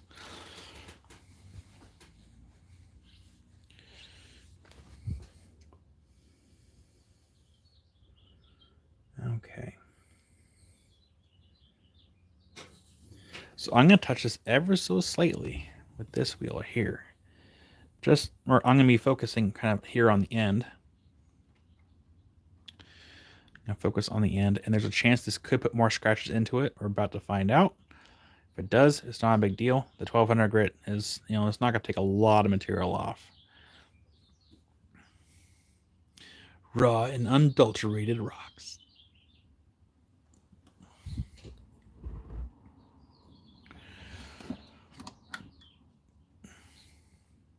Make sure we're not getting that black bar on here. Excuse me.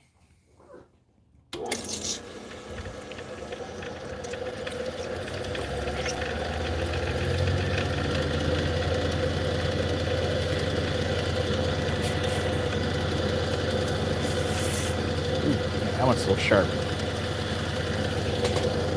Actually, before I touch this pad of the wheel, I'm going to test it with a different piece. So this is also kind of important if you're unsure how. Actually, yeah, that light's kind of going to drive me nuts. If you're unsure how a rock's going to handle on a certain wheel, grab another stone.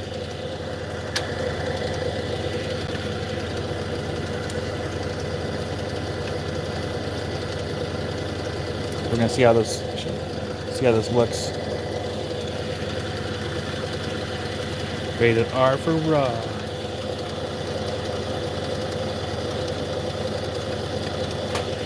Alright, see how it looks.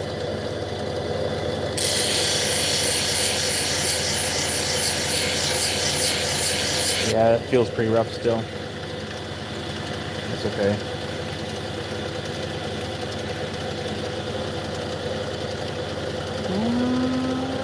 Nope, I am not touching that cab to that wheel.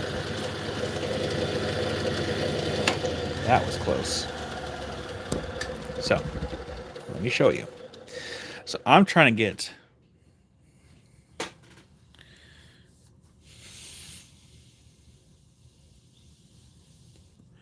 that was a close one. Almost caused more work for myself. Yeah, good thing I checked. So that wheel just put those scratches into this cab. And this is why it's important to test a different piece before you go on to a different wheel.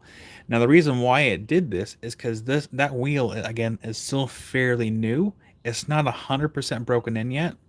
So I would need to do more cabbing with different material, like an agate or a jasper, something that's much harder to really wear down that wheel so it's more usable. But I'm not doing this. Nope. Oh man, I'm so glad I checked, because that would have been an awful. Also, this is also Fire Obsidian, by the way. This is the only piece I have from my very first trip before the unjustified claims got put up. So that was my very first piece, my only piece from that trip.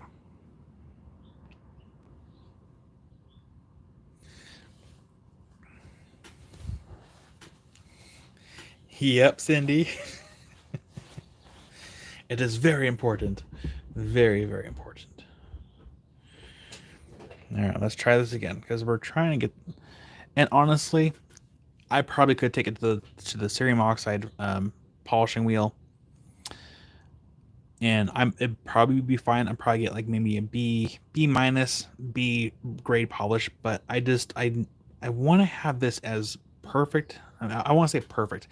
I want to have this stone look as nice as I possibly can get it, considering like that's gonna be $1,000 cab, and I don't want to have it look like, oh, there's scratches right there. Like, I know I want to have this as nice as I can humanly get it with what I have before I consider it done.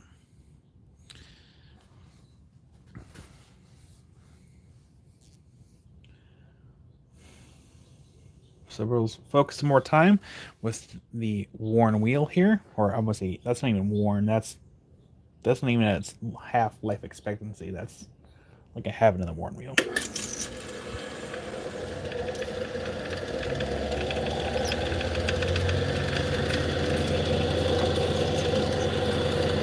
All right. Make sure we have water.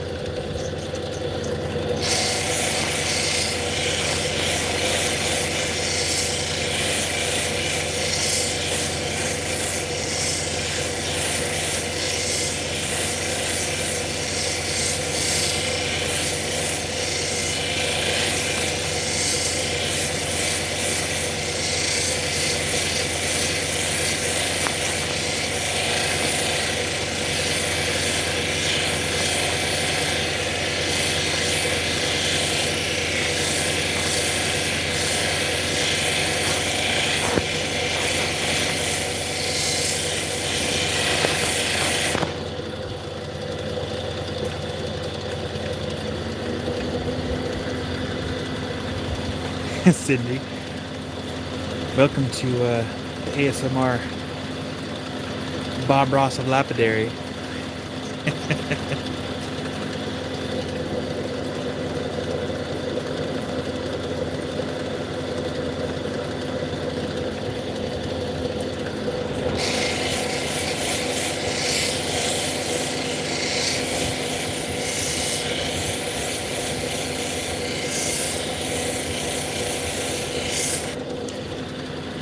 Yeah, Melissa, I won't let's say if I'm working in one direction, I won't do that.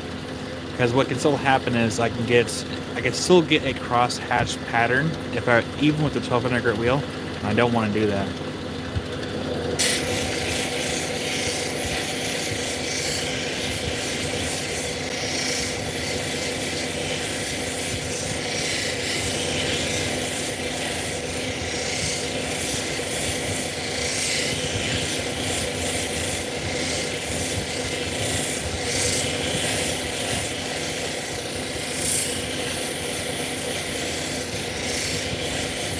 No, I think if anything, Melissa, it'll create more work for me. Because if I worked in this direction and changed directions, I would almost need to backtrack to get rid of like any like cross hatching. Plus, with this cab being wider than the wheel, I would actually increase the risk of catching the edge in the wrong direction because of how wide it is. So with this one, it helps that it's the same. It's a little bit smaller than the actual width of the wheel.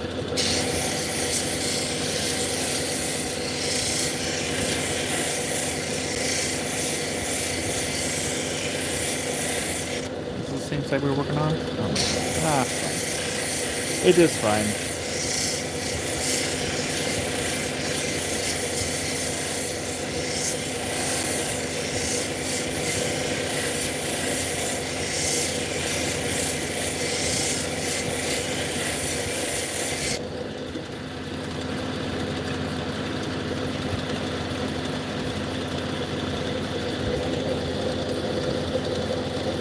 It's looking better.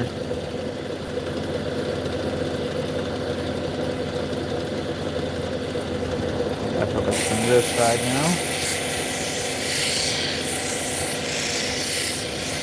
Yeah, polishing Obsidian is like no joke. Like, there's been times where I polished like enough Obsidian where like, man, this is it takes a long time, and then I go polish an agate, quick, easy. I'm like, man, I forgot how easy agate was to polish.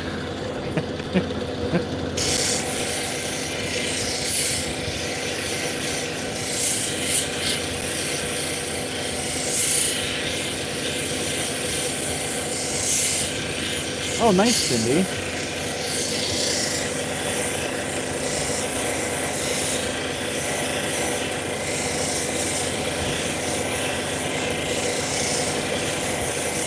I've had people ask me, would you want to make an arrowhead with fire obsidian? I'm like, nope. I mean, it probably would make a really pretty arrowhead, but for how expensive this stuff is, I could not risk doing that.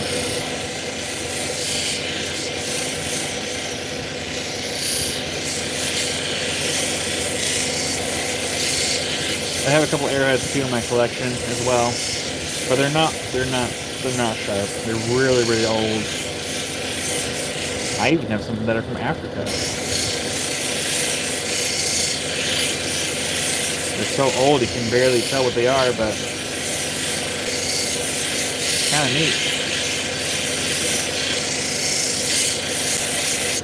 They actually might be here in the shop somewhere.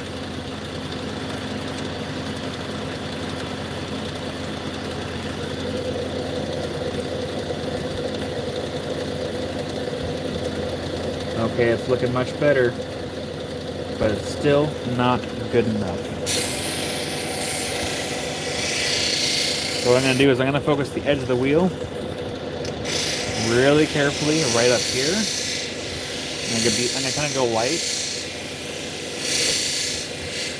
There are some deeper scratches up there. Be very careful. Keep the wheel moving, or keep the stone moving. Make sure to blend around the edges. You don't want to mess it up. And I'm not putting a lot of weight on this wheel either. I'm being very, very careful.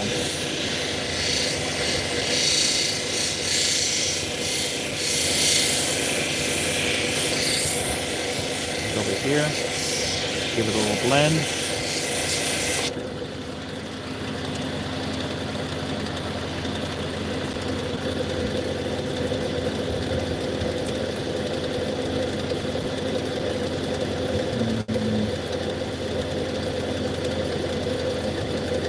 Pretty deep.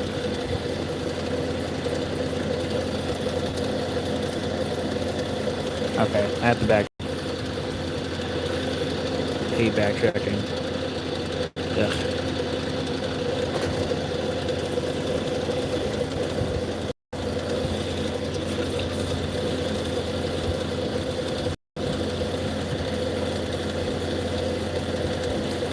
Oh, that's okay. Lightly, very lightly. Ooh.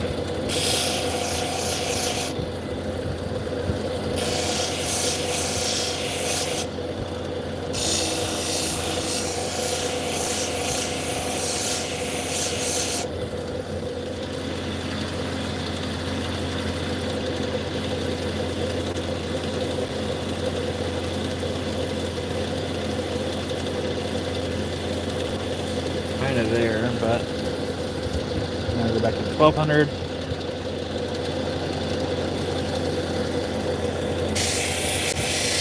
And we're gonna focus on the edge. But since we went to the 600 briefly, we have to really make sure we blend this out really good. Blending, we're blending.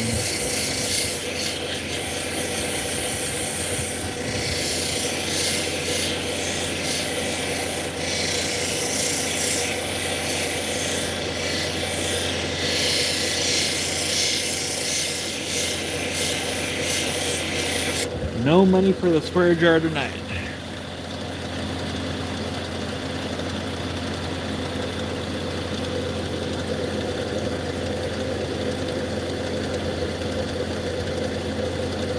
Okay. It's like a right there.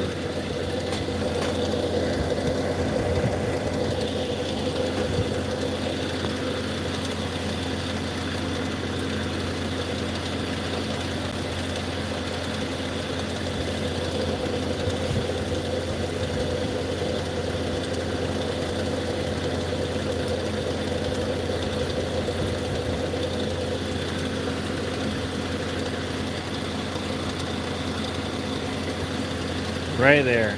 You have to get that out. Howdy, Doug. Just over here. Right in our spot. And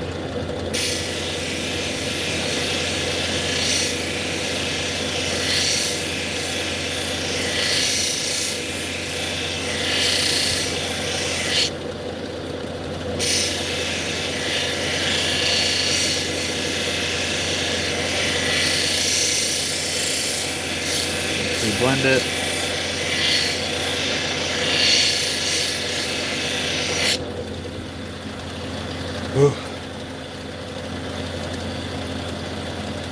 I swear, if I actually drop this, like...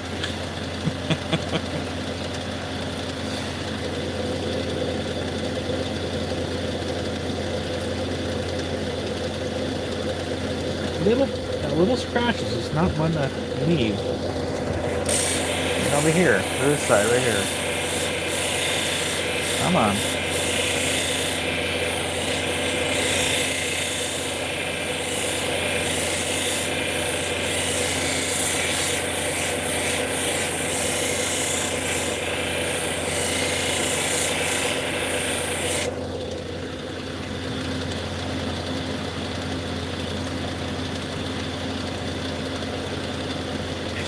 You're funny, Doug.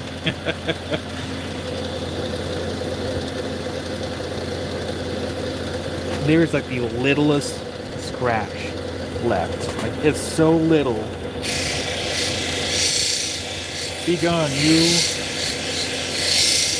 I banish you. Come on.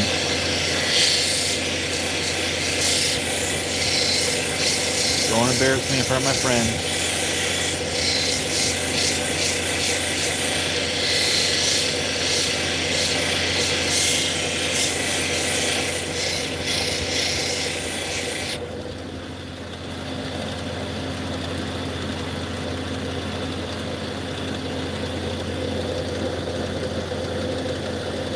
It's still there. Okay. Right. Oh, come on, you. There. See it. Right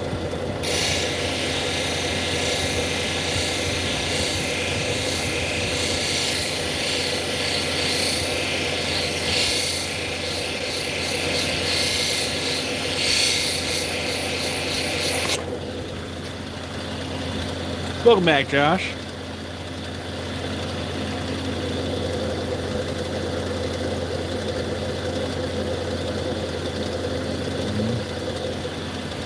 Wait, this little scratch is being so stubborn.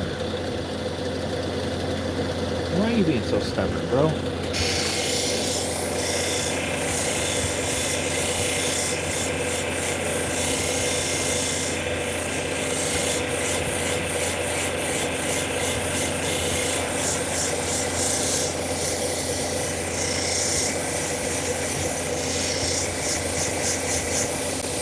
Oh, hi there, Jahid.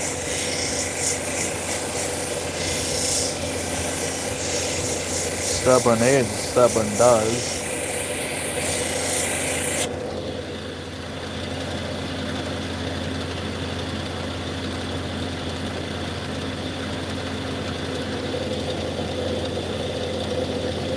Come on, Cap, I just want to make you pretty.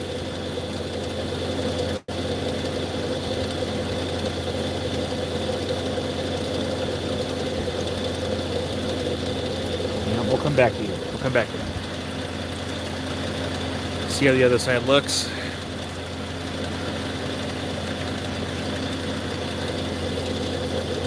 The other side, yeah, we can do some more on the other side here. Focus up there. Pretty is and pretty does. This cab is going to be stunning.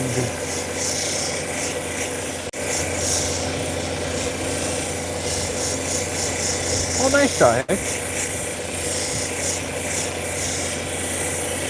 That's awesome.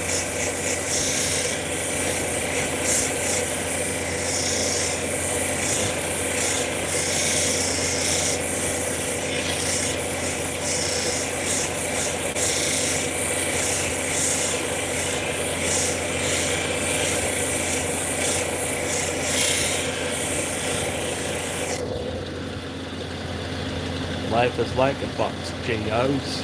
Never know what you're gonna get.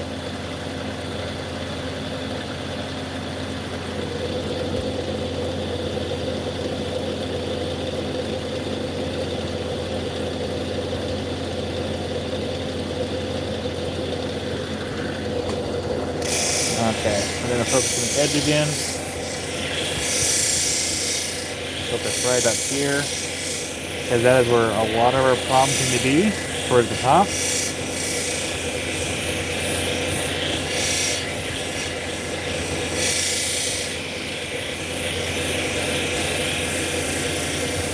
Well, howdy, Tracy.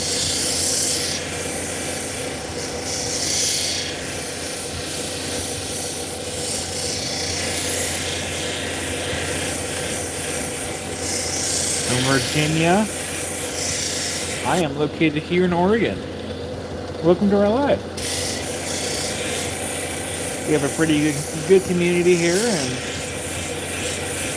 if you're looking to make some new friends with, like-minded interests of rocks and pretty things, you're in the right place. Hopefully you can hear me okay with the machine going.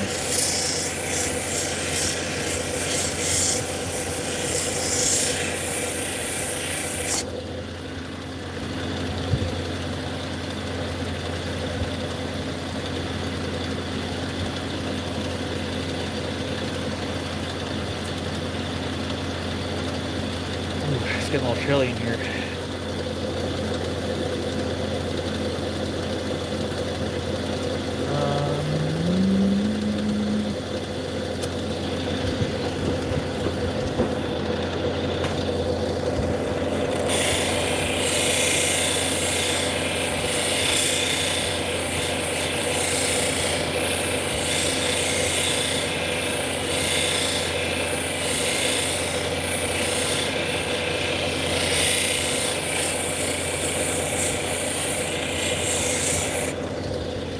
Oh, thank you so much, Doug, for the super chat.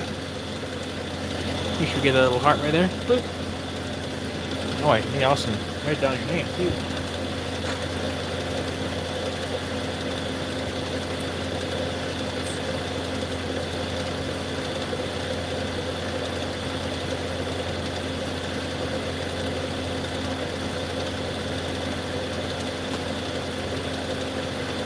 Thank you so much, Doug, for the super chat. Much appreciated. Helps with the frustration.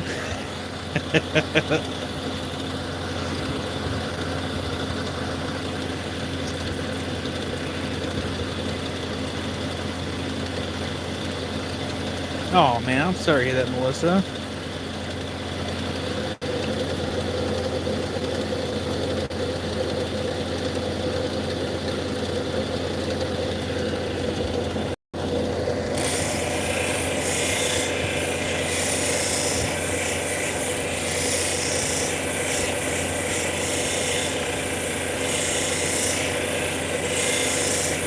I am adding a little bit more weight on this part of the stone. Not a lot of weight, a little bit.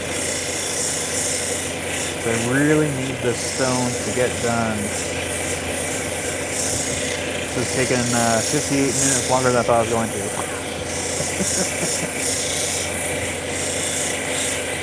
and hopefully they got it. Hopefully they got it.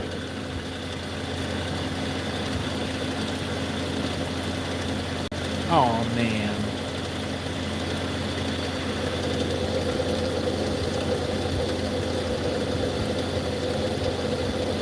I just scratch this. It's not going to go anywhere. Let's try this again.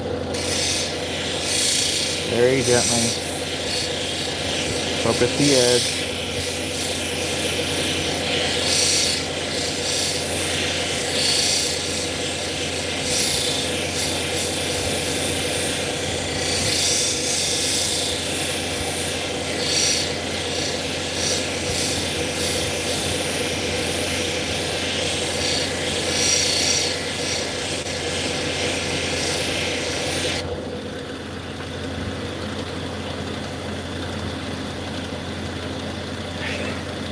Daniel.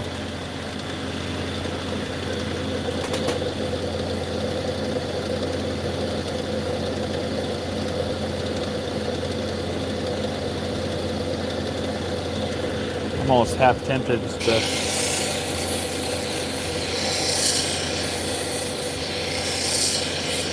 not worry about the smallest of details anymore.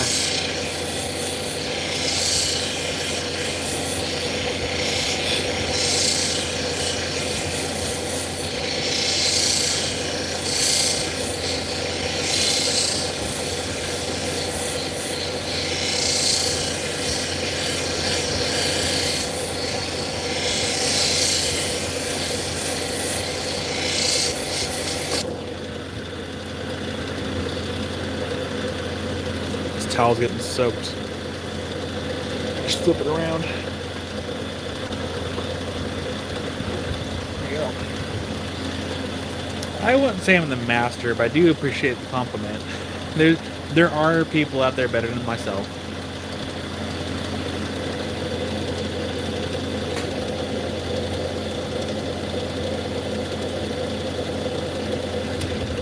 There's a little spot right there.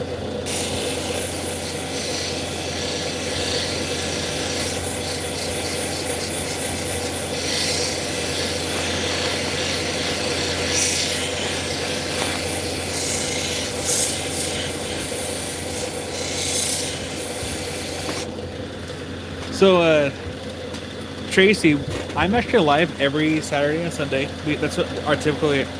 Sorry, getting ahead of myself. I'm live every Saturday and Sunday, noonish Pacific time. That's typically like it's more of a it's a live sale. Like I sell like cabs and other stuff. But it's also a place to hang out too. There's never any pressure to buy anything if you don't want to buy anything. But we have a lot of people that like to hang out, and just it's a good place to hang out. And with the Saturdays and Sundays, it's a horizontal format, not the vertical format. And I'm usually live for anywhere between 6 to 8 hours each day. Usually, if I feel crazy enough, I'll do like 10 hours, but that's been hot minutes we've done that. Well, howdy, Jason.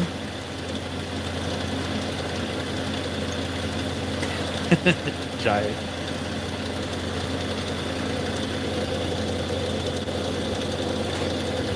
have a little bit of smudge right there. I don't know if I can pick up the camera or not, but get that one worked out really quick.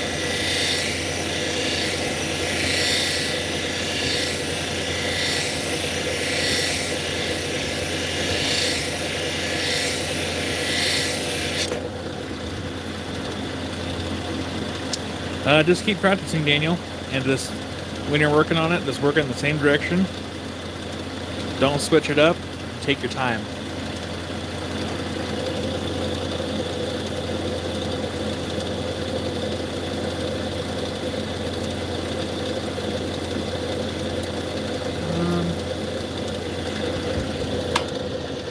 You know, we're gonna experiment really quick. I want to see what this is gonna look like with a 3,000 grit.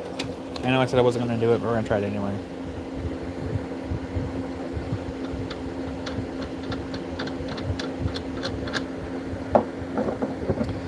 Ditch that wheel, and I'm actually gonna switch the wheels around. I'm not a huge fan of working on the very end of the machine because it tends to kind of kick a lot of water out to the side here. So typically what I'll do is I'll actually move the wheels around. So let's move these around like this. We're going to put the 600 on the end. We're going to move the 1200 down here. Put that spacer back in place. Put the 3000 in the middle. Put that spacer back, and then that right there. So I'm more or less done with the 600 grit wheel.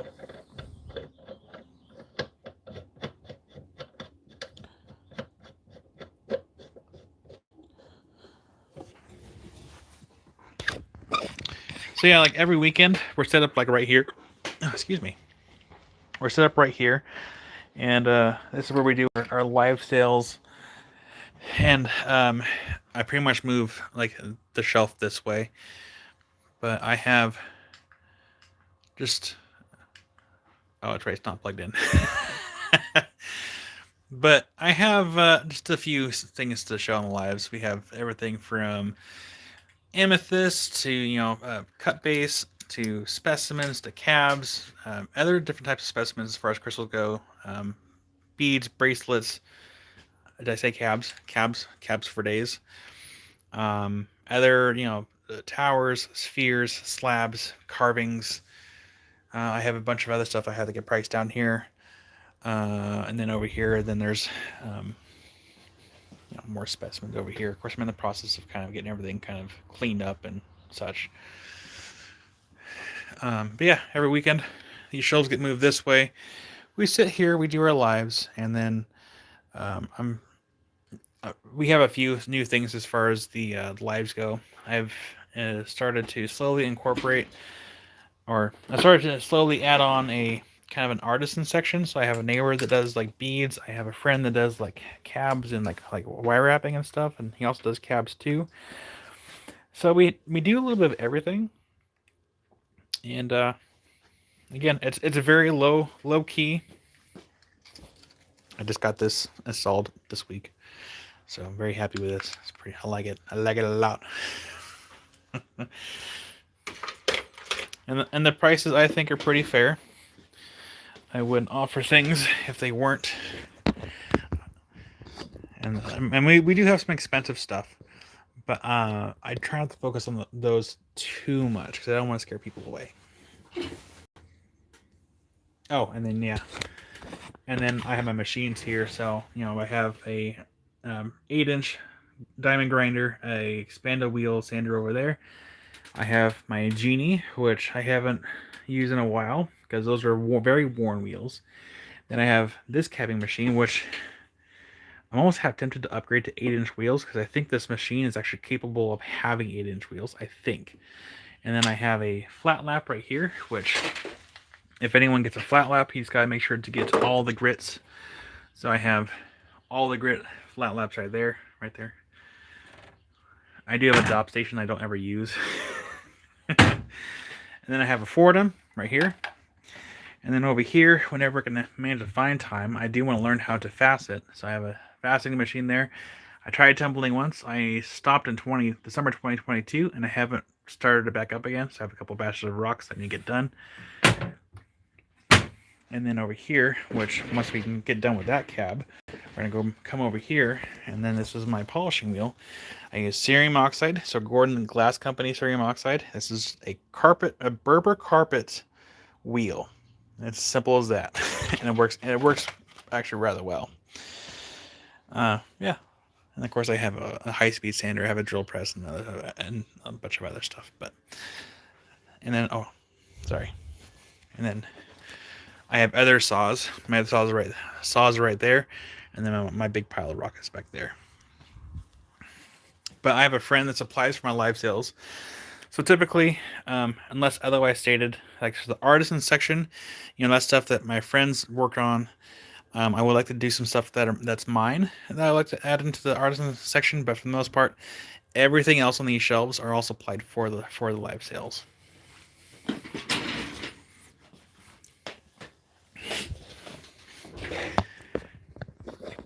Also, can we do it? There we go. I'm Kyle, by the way. We were having issues with my camera not wanting to flip around, at least on my end anyway. So, Kyle's my name. This is my face. So let's look at the rocks again. One more time.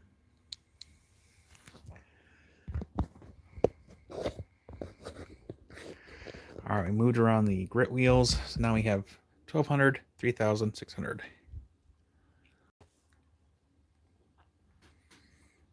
Oh, you're welcome, Tracy. Thanks for hanging out with us today.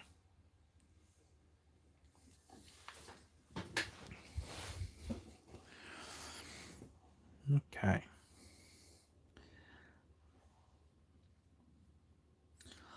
Honestly, I can probably just throw this on the wheel, and the polishing wheel, it should be just fine.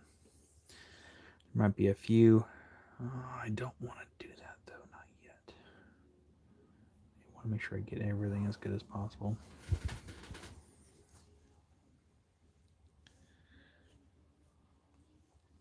Well, welcome back from the club there, Jason. And for those that want to get into like lapidary, check for your local rock clubs if you have one. Or maybe like do like a search online and see if anyone has like equipment that you can like rent to use or to have them teach you. Because lapidary equipment can be a little expensive. I mean, it's taken me years to get what I've gotten. Like it took a while. Jenny.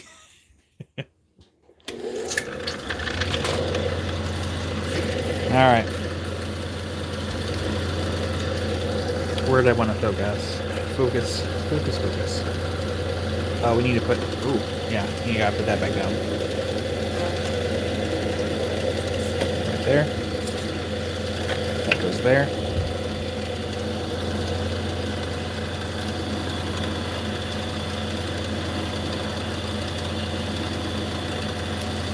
Jason, Tracy is in Virginia.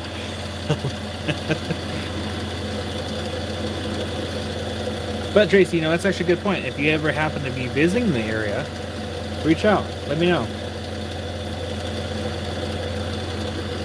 Let's give it a little touch up here. Try this out and see what happens.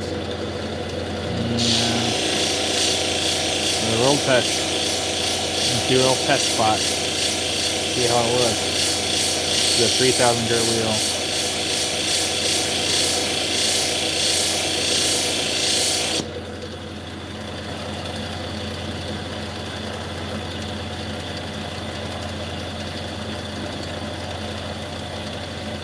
That's good to know, Barbara. Yeah, because I knew that like the Salem Center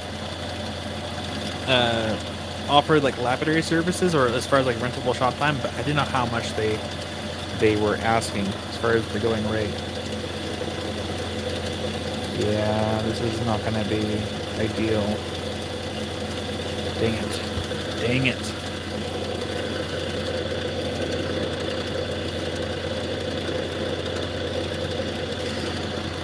Because I've been considering like renting out like my, the opportunity to rent out for my shop as far as like rentable shop time usage for my equipment. But trying to find a fair price that's fair for me and the person, whoever wants to do that, would be a little difficult.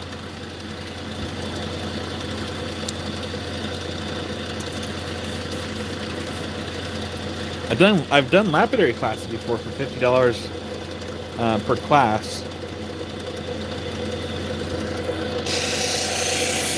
And I've been meaning to like openly advertise for it, but it's just trying to find time to be able to do that. It's been really hard since I do those lives 2 days a week, or Saturdays or Sundays. And then because like Mondays is invoicing and wrapping, and then Tuesdays is getting to the post office, and then still trying to make a video for Wednesdays if I'm able to. It's tough trying to find the extra time.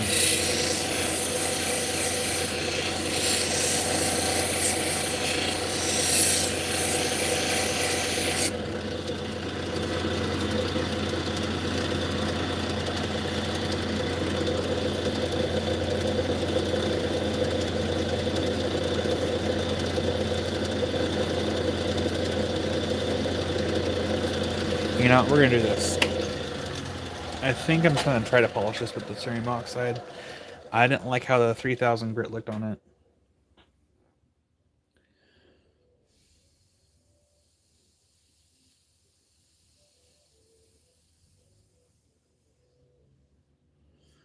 Just gonna try it. I'm gonna see what happens. Nope. Jenny, no hints. It's gonna be a surprise. Surprise, surprise.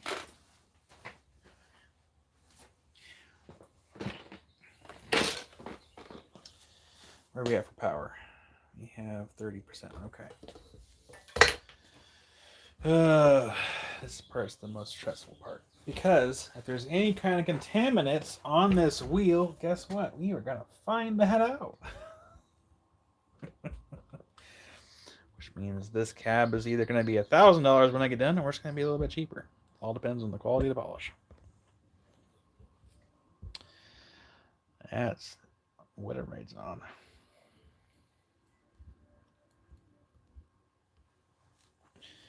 I'm gonna grab another towel though, because if this falls, I'm not breaking.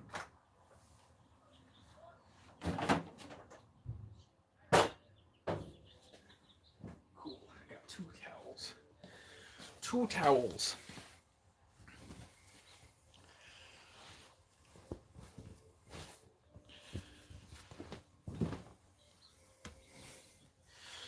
Oh yeah, for sure, Melissa. At least that's what I'm hoping, anyways. Because it can always go wrong.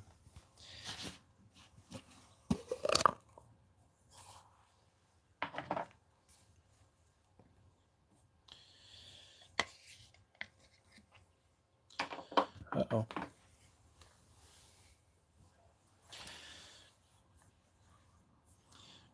What's in my pocket? All right.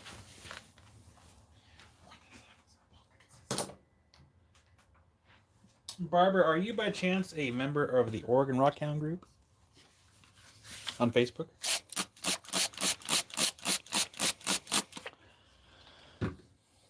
Oh, Ryan. Oh, trust me, I know this.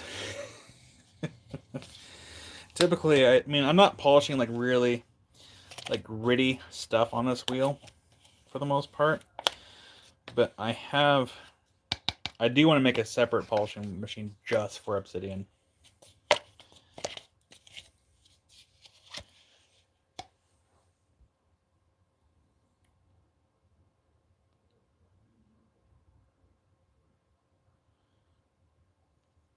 Oh, nice, Tracy.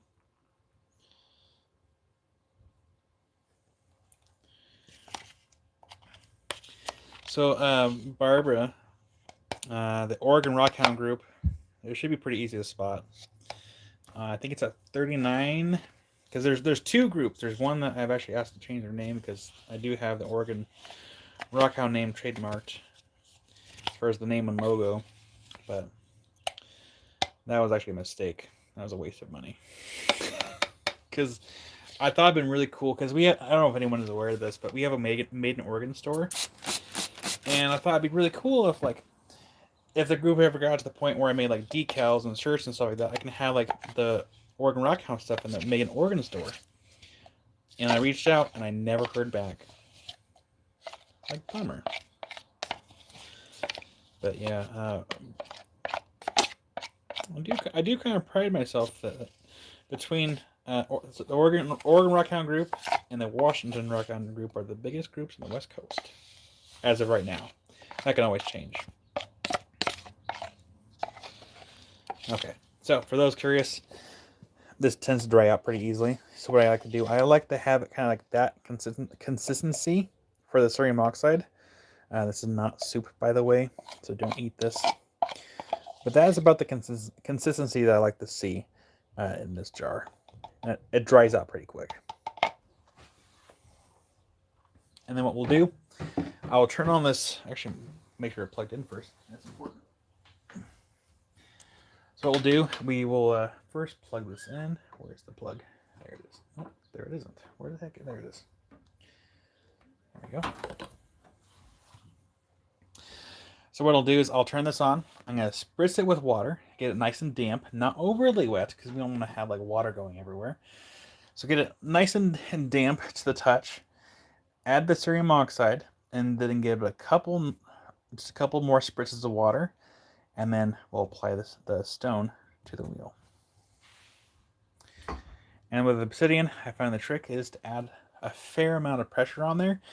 And with this wheel, it doesn't matter which direction that you're pushing the stone into. You can polish it this way, polish it this way. It doesn't matter, because you want to utilize this wheel, pretty well. Let's see here. I want a frosty now. Haven't had a frosty in forever. I'm gonna put the stone in my pocket, right there.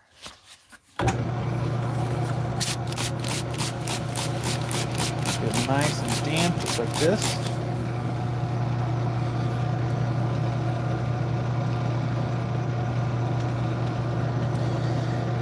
Alright, so I watched Jared's video on his carpet wheel. My flat lamp doesn't have speed control to be able to slow it down when doing this polishing stage.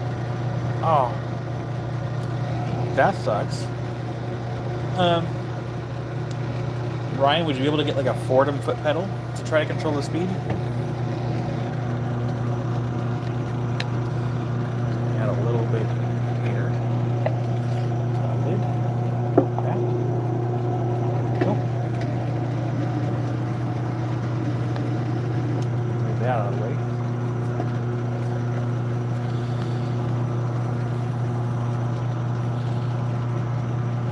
Oh, spot! I love Frosties. So a while back, the Wendy's here in Corvallis shut down, and the Wendy's in Albany, Oregon, shut down. I believe it was the same owner, and they turned the Wendy's that was here into a Burgerville, which their food's not. I mean, they're okay, but not the best. They're very expensive, in my opinion. And the one in Albany was brought back, but not the one in Corvallis, and they never brought one back, which is a bummer, because I love their Frosties. I love Frosties. Okay. Alright. We're gonna see how this turns out. If it doesn't turn out the bestest, I can always do this later. Alright, it's optional to put the sodium oxide on the stone too. You don't have to.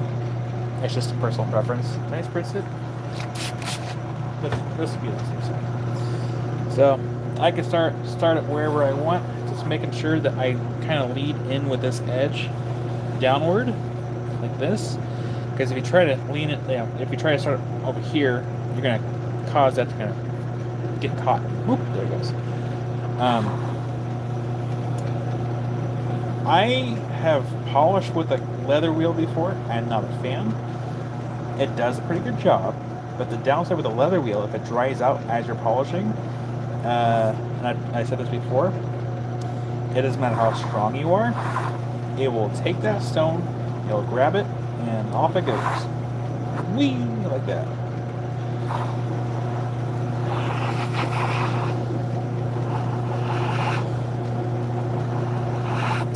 Oh, Tracy, gift memberships.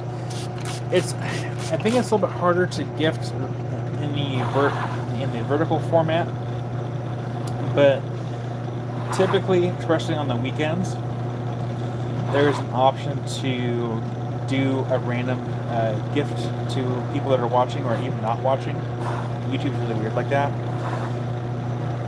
But if you have a way to have gifts turned on your phone, then you have a chance of being gifted a membership.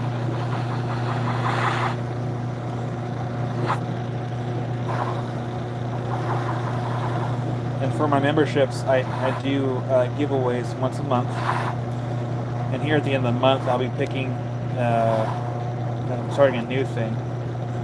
I'll be picking from a list of people that have done like gifted memberships or super chats for another chance to win something.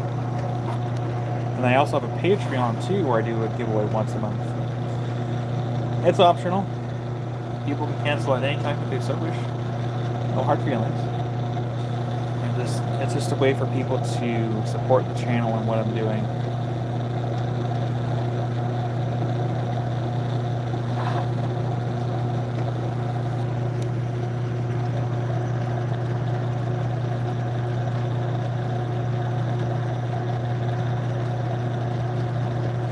Yeah, Barbara, I know that Salem has a Wendy's. Like, I think we were in Salem a month or so ago with our daughter. We went to the indoor play place.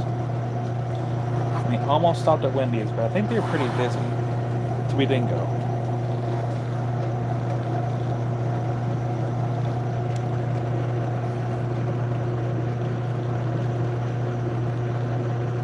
Yeah, those scratches are gonna show. I'll have to address those later. Dang it.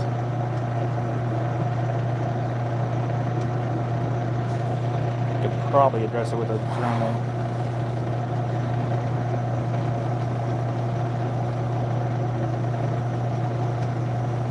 Dang it.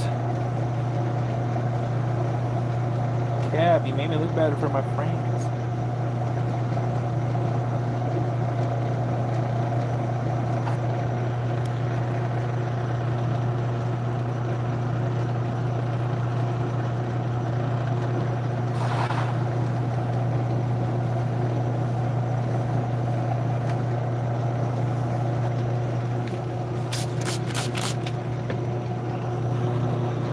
Never hurts to keep adding water and Syrian, just kind of keep things fresh.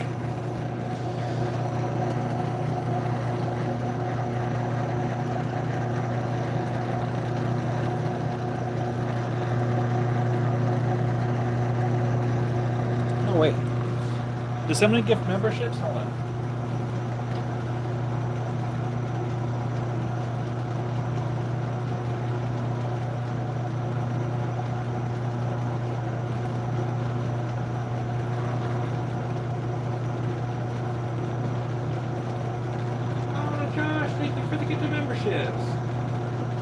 It won't show on my phone, but don't let me forget, so I can write that down when I get done here. Thank you, Josh. It's one of the other downsides about the vertical live. It shows super chats and super stickers, but it does not show gifted memberships. So I'll try to keep an eye on things the best I can on the computer.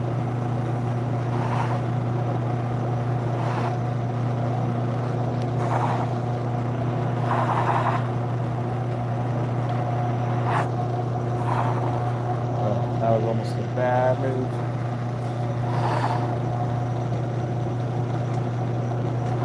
So I keep checking the stone because I'll show you here. Let's go ahead and get it dry in this spot here. Get a dry spot. Hold on. I really have to make it happen.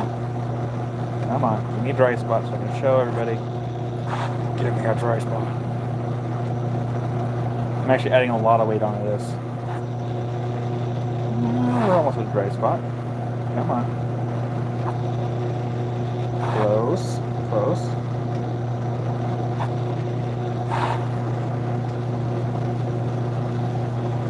Yeah, Barbara, they really should, because like I try to keep track of like gifted memberships and everything. That way I can make sure to show my gratitude with the giveaway. Oh my gosh. So I'm trying to show an example here. Of course. Okay, that's close. So there's a reason that you want to kind of keep... There we go. So you see how we don't have the polish here on this end? It's important to keep the wheel damp and plenty of stream on there so you don't get dry spots like this. If you get dry spots like that, then it's not going to look nice. Like, for whatever reason, it just makes it worse if that happens. Couldn't explain the science in that one.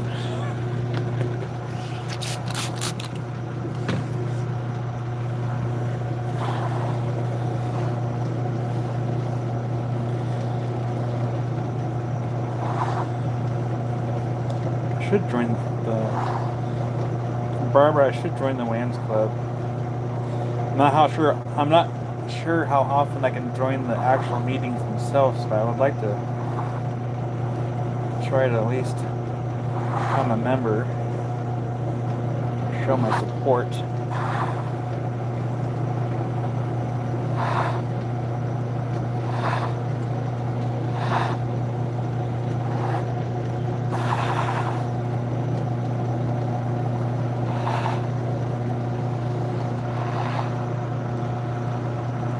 Okay, we're going to turn this off for just a second. So, this is the back side. This is the side that we have not polished yet. So that's the side we haven't even touched yet.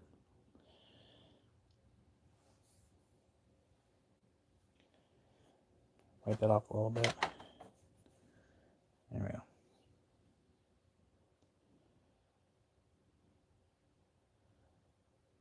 That's not too bad. Night and day difference.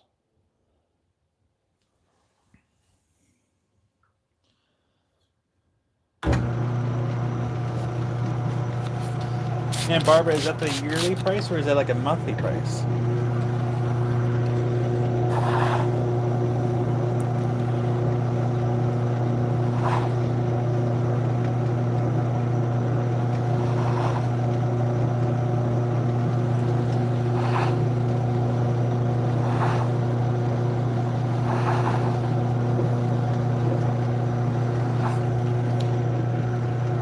My condolences, Daniel.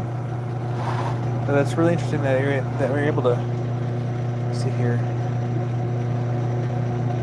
Oh, wow.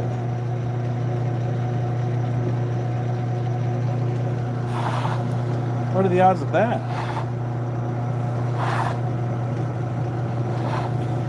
So, very similar to the 1200 grit. You can never spend too much time with the polishing wheel. Not in the slightest. It gives you time to make sure that you have a good feel for the stone.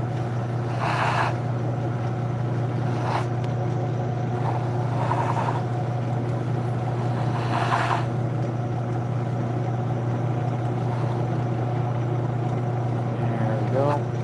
I think this should do okay.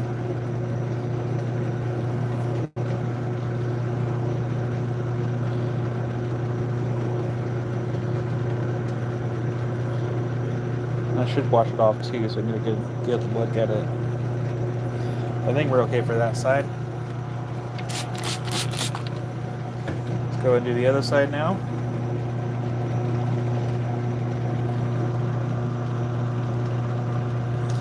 Melissa, that sounds familiar. I feel like I've seen that somewhere.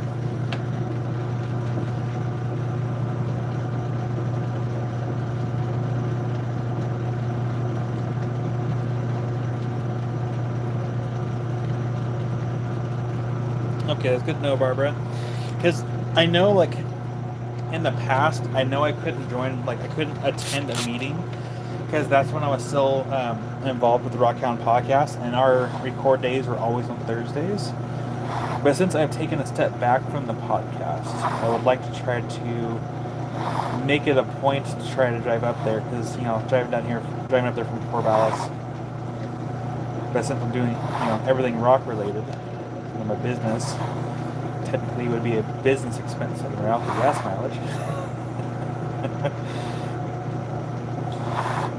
Also try to get myself used to being to more public events I'm used to being here on behind the camera. Believe it or not, I'm actually really shy in person. Like, I always want to start an Oregon Rockhound Club, and I was considering doing so before the pandemic started. But then the pandemic hit, and I kind of put the idea on hold. And my whole thing was, like, I wouldn't mind starting a Oregon Rockhound Club, like a physical meeting, but I would almost want to have someone be like the voice of the club rather than me like showing, or rather than have me talk in public.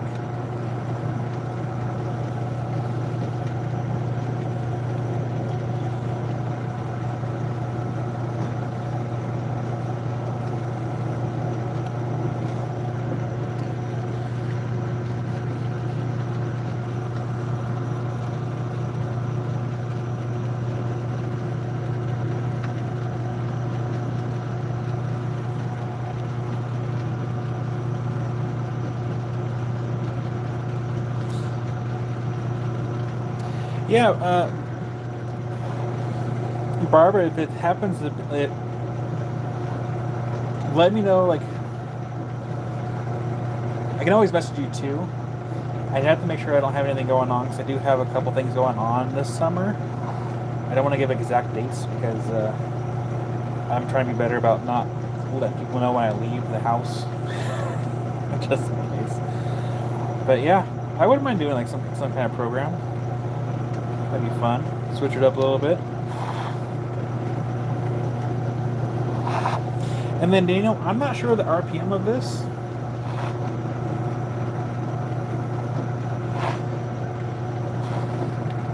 You can probably try to picture. I don't think I can't even get a picture of the motor. It's like pretty covered.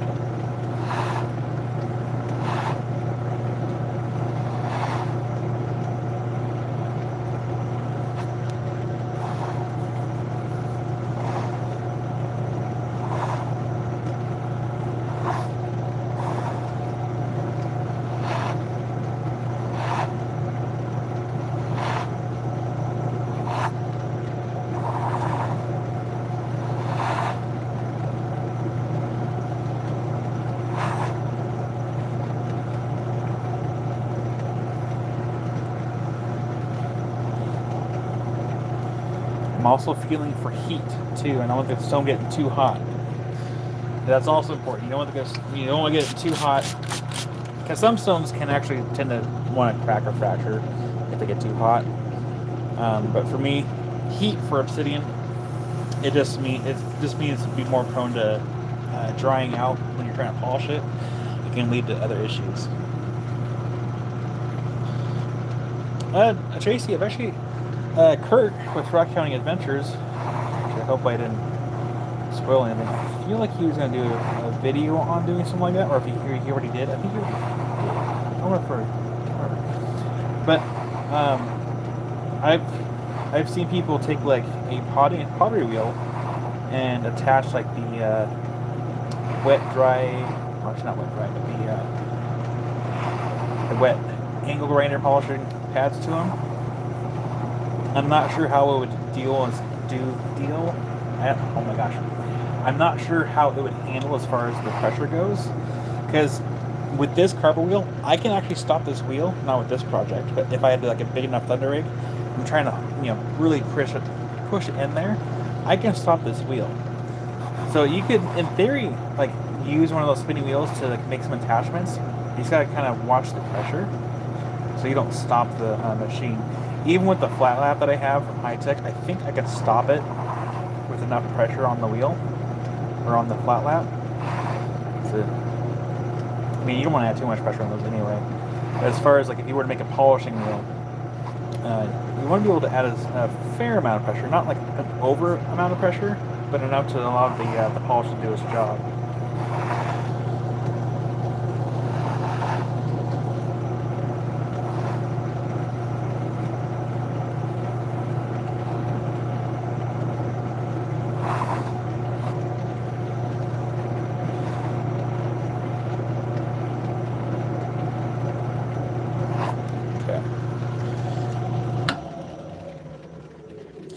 I'm still going to wash this off to check my work thoroughly. Sometimes I just do this, kind of do a quick look-see.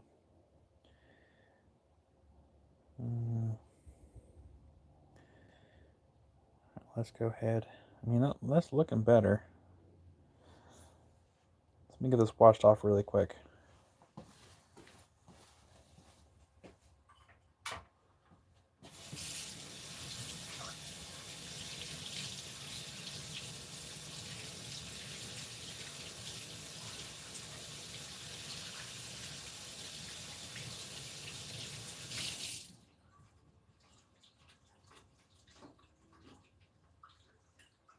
That's just mesmerizing.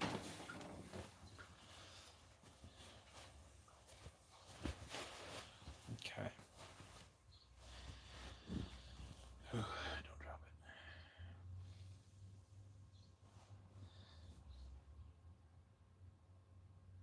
That's actually not bad.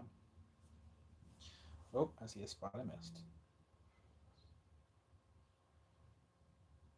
Okay. So, said this is where I tend to find spots. So if you look down here, see it's kind of cloudy. That will take some time and all to kind of take it back to the wheel. But for the most part, I'm actually pretty happy with that.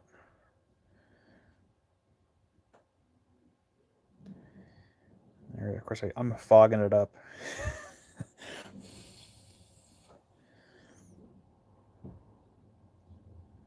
Phone's at 15%. So, actually, it looks okay.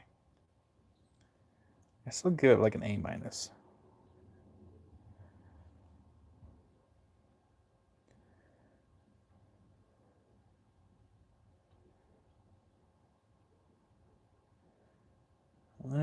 Yeah.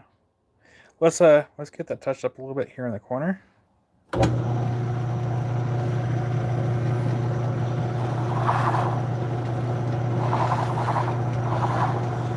So my thing is, for anyone that new that might be watching,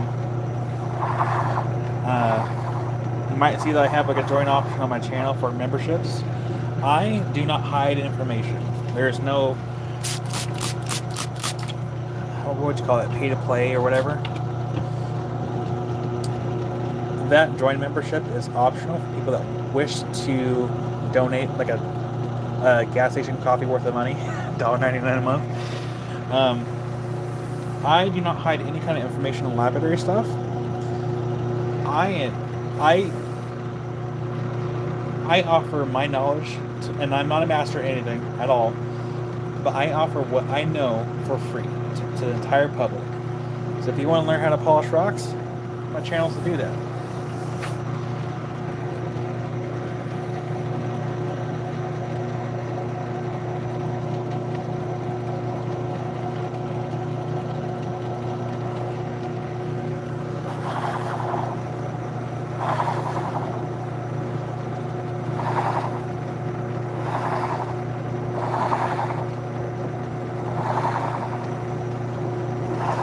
The only thing that I ask is,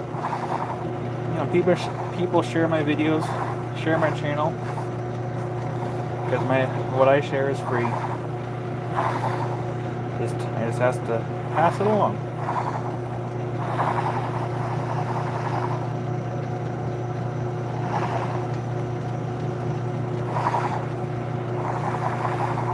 Just be sure to get the edges here.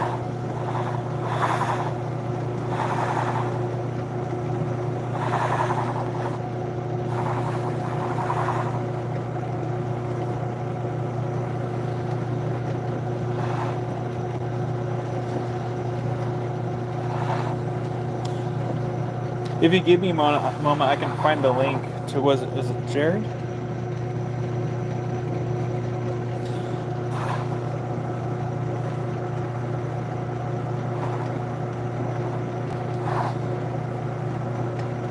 So if you remind me when I get done here, I can find the link and post it.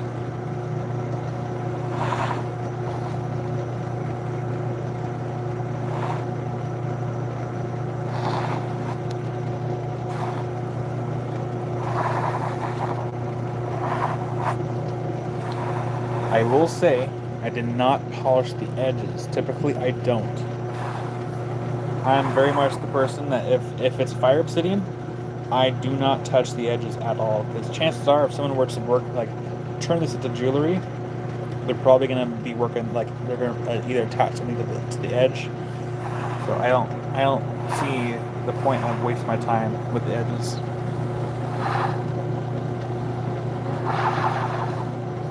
Oh, that's awesome, Tracy.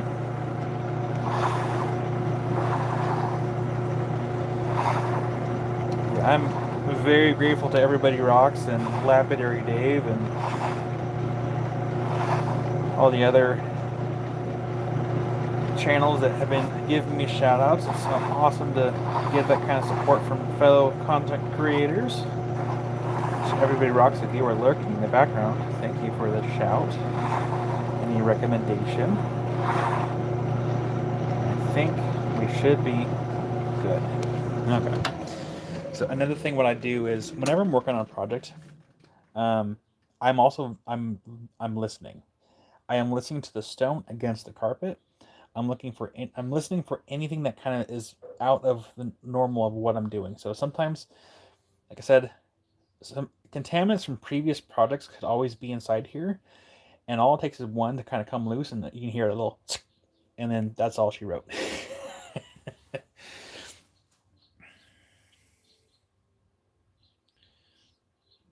Yeah, Tracy is the she purchased from the weekend sale, and so yeah.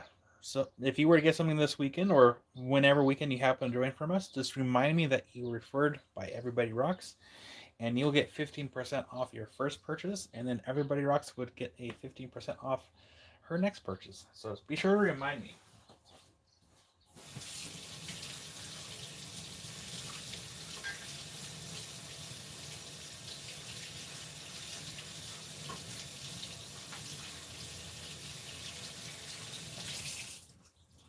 Oh, that's a beautiful cab. Beautiful cab. And that goes for anyone else that's watching too. If you happen to refer anyone to the lives, that goes for everyone else that happens to hang out with us. Just you have to remind me so I can make sure to get it on the invoice, or so I can make sure that apply it to the invoice. Okay, we're gonna move some stuff around because I do have to plug everybody in because we're running pretty low on the battery. It took longer than expected. Oh no, where's my charger? There it is.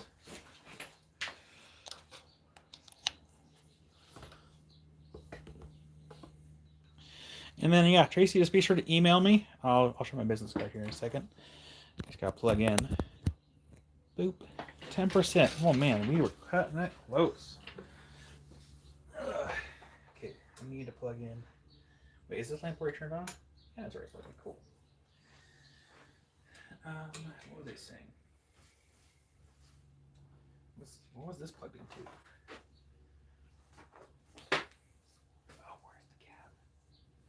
Uh-oh. Uh-oh. I had the cab in the towel, and I forgot how I wrapped it, and I didn't want to drop the cab. Hold on. No dropping of the cab. Here, I'm going to put it on the carpet. So you can try to find it here.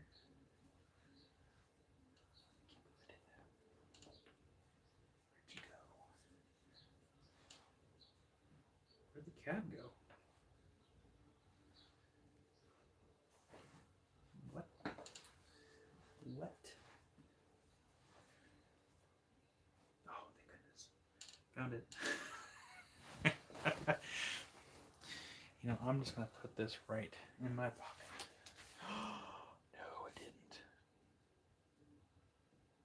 Okay, we're good. Take this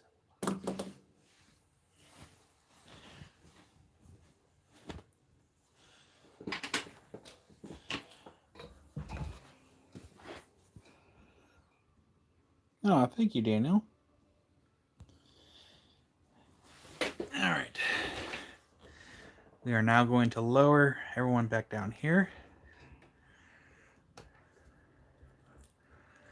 And then also, I'll give you the spiel now, Tracy. So I do all my invoicing on Mondays. So if you happen to get everything, it's Saturday and Sundays, and I do all my invoicing on Mondays. Saves me a little bit of time down the road, and so not everyone's not getting invoices twice a week. They're only getting invoices once a week. um, but yeah, here's my card. And it's worldofrockhounds@gmail.com. And I will also get that in the pin chat here too, or at least we'll get it in the chat. Where's my mouse? Yeah, World of Rockhounds. And then really all I need is a good email when I do invoicing. Pretty easy. Okay. Well, let me grab some nice black gloves so we can really show off this cab as it should. Oh, he's grabbed. I'm glad I was able to do this live with everybody.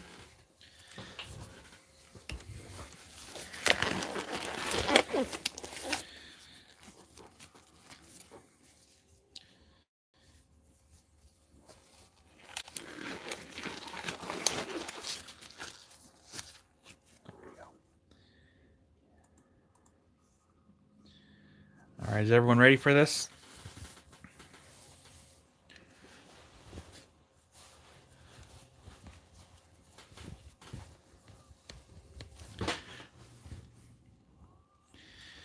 Let's do this. Must be the camera. Oh, you're on the actual tripod. Okay.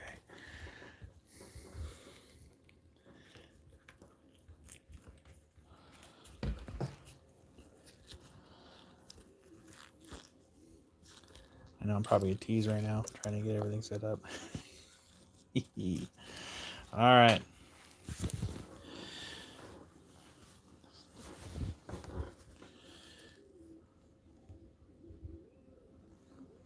I could still polish that a little bit better on the edge. That's okay. I can go back that a bit later.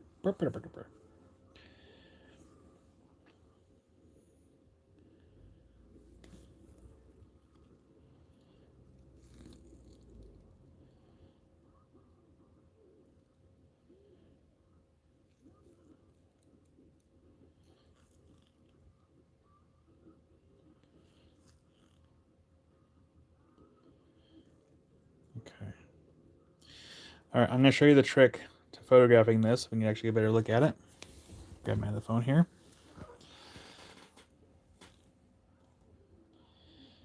All right, so to photograph Obsidian, you find our focal point.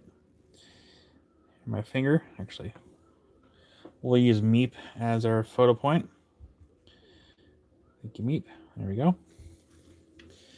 Now to really get a good look at this cab. There we go. Find our focal point right there.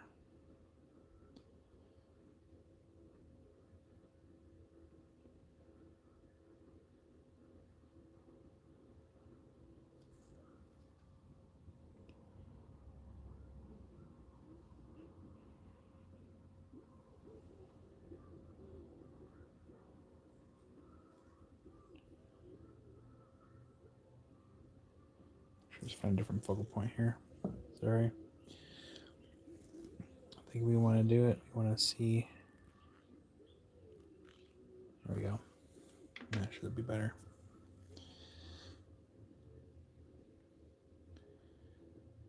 And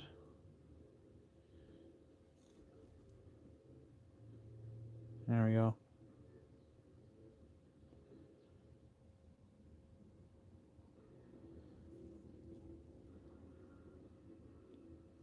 Look at that.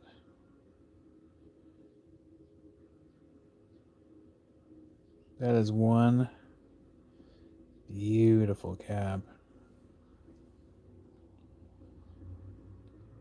Like I said, this is 2 layers. Each layer has its own unique color to it.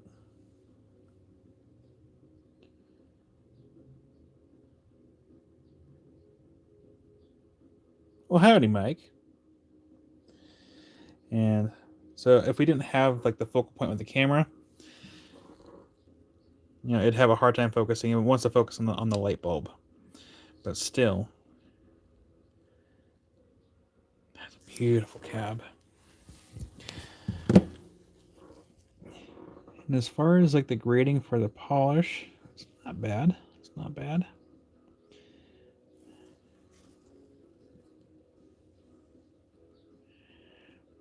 There's only that one spot that I just couldn't get out no matter how hard I tried. So you can find it here.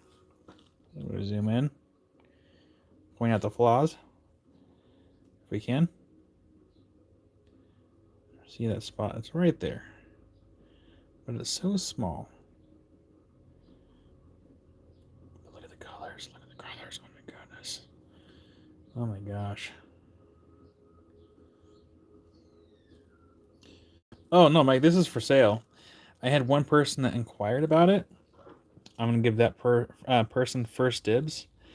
If that person does not want this, then I will open it up to the public. Because that is $1,000 cab. Actually, let me reweigh it because I may have lost like a fraction of maybe a fraction.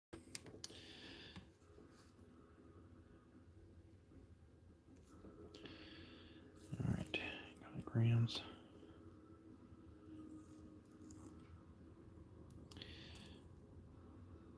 Interesting.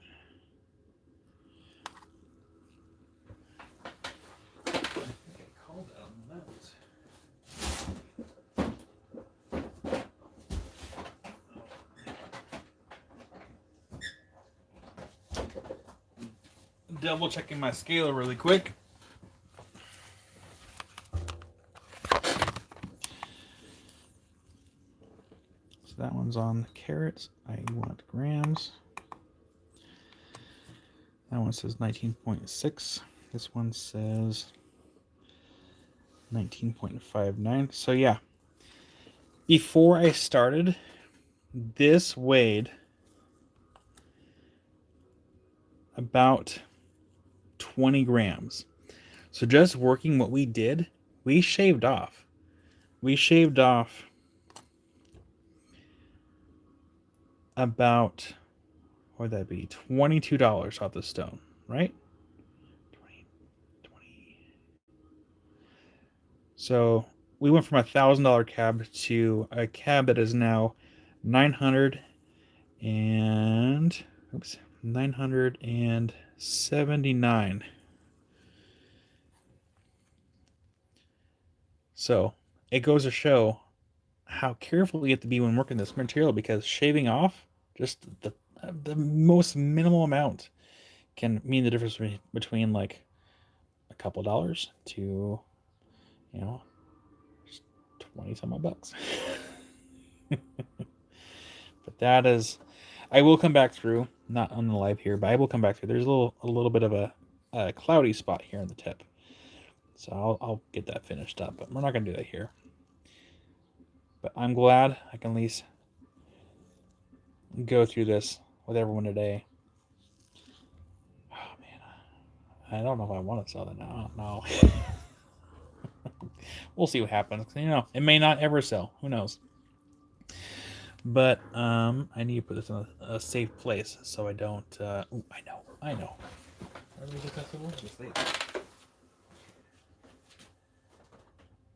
Just so I don't drop it.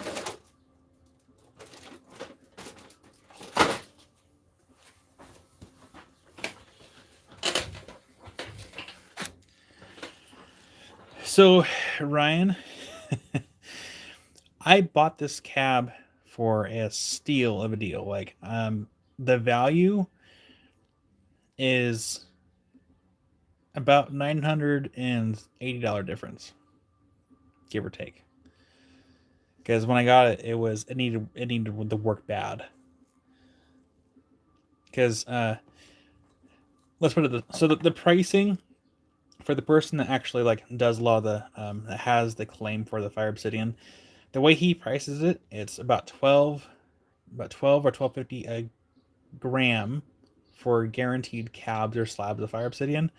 And then for finished fire obsidian, it can go anywhere between 25 a gram for finished up to 100 a gram. And I'm pricing this at 50 a gram to kind of meet in the middle, just because of how bright and vivid those colors are. And this could be worth every bit more than 50 a gram, in my opinion, just because how bright and colorful that is. So to keep this kind of in a safe place, don't want to mess it up.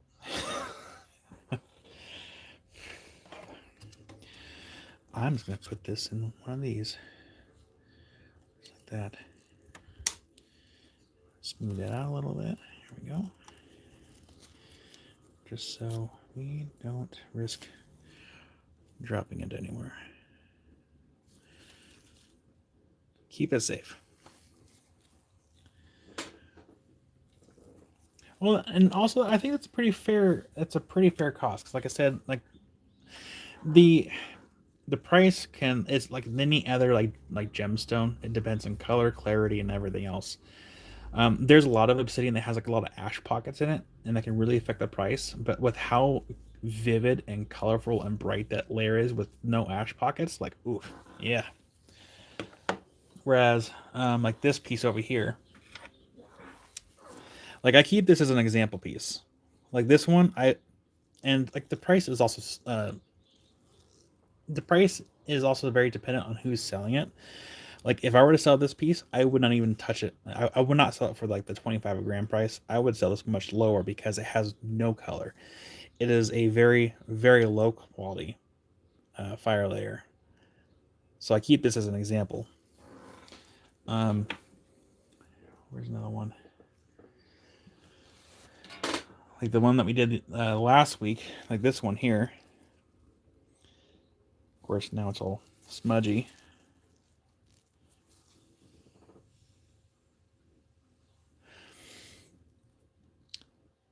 I think I priced that one. Did I price that one at the 50? No, I actually underpriced this one a little bit. Because this one I have priced at 400, but at 50 gram it's at 555. So I underpriced this one a little bit. But for this one, I think it's a pretty fair price considering it's got purples in it. For me, anything that's like blue, purple, green, like the springtime colors, those ones I think go for a lot more money than like the summertime colors of like yellows, oranges, and reds. Now, there are people that have like favorite colors and that, but for me, like this one, I had to rework this one too. But I think I have to kind of slim down the side here because you can kind of see how the light kind of like bends this way. And I need to correct that, which means I'm going to lose material on this stone. I might lose actually a fair amount to dome this. I don't want to have to dome it, but this cab, I believe, needs to be domed. So yeah, this one's going to lose weight. But yeah, I'm glad we were able to get that one cab done. Which means we're all done with that project. And I'll leave this live up. Most of the lives, like the live sales for every weekend, I take down after a while. But when I do like these kind of lives where I'm actually working on stuff and like showing people how are we moving? I think we're moving. Where I show people how I do stuff, I'll leave these lives up because I want to be able to have a place for someone to be like, okay, how do you do this? So I will leave these lives up for everybody.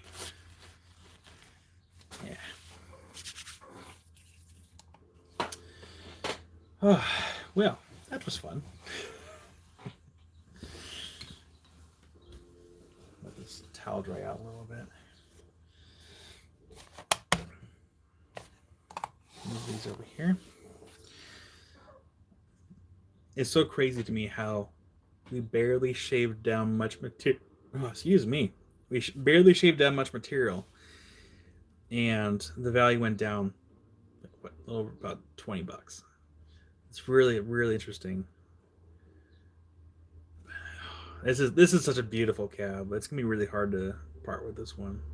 At least the memory of this cab will live forever here in YouTube.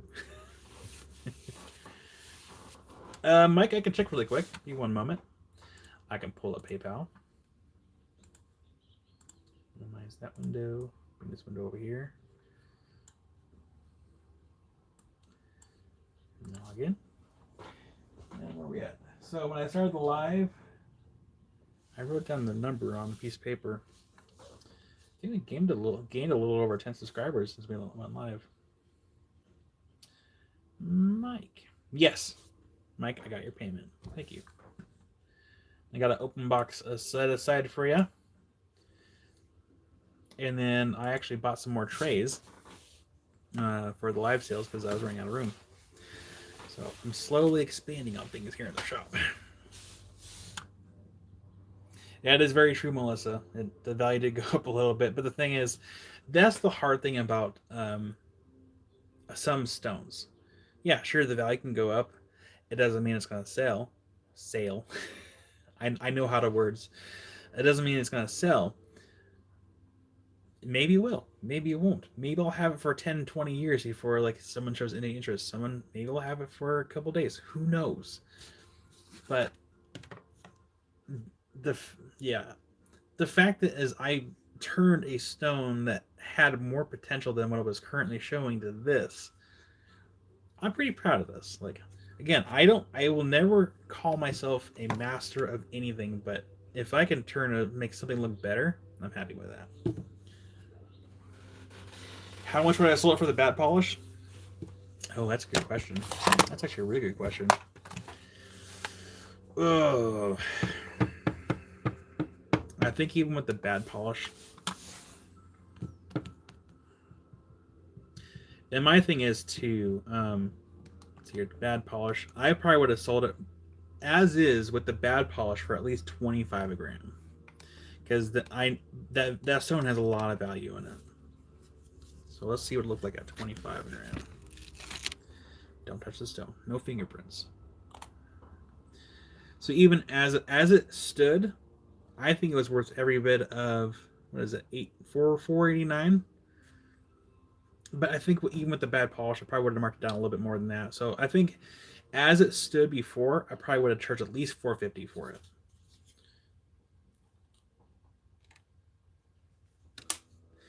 Keep it secret. Keep it safe.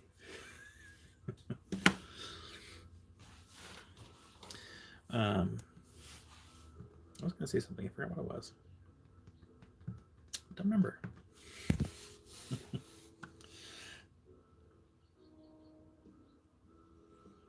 Yeah, and I am gonna try to make sure I have some stuff for auctions this next weekend, because I didn't do any auctions last weekend. I don't think I did any auctions the weekend before last either. I am gonna try to have some stuff for auctions this next weekend, and it's gonna pay me to do it, but I think I'm also gonna take some of the pine cones, like the whole ones, and just price them individually. Just because, with the CPA tax season coming up and a couple other bills, I might just be pricing some of the pine cones just to move them, because I don't want to knock on wood. I should be able to buy more pine cones at a later date, but I should price them and just move some.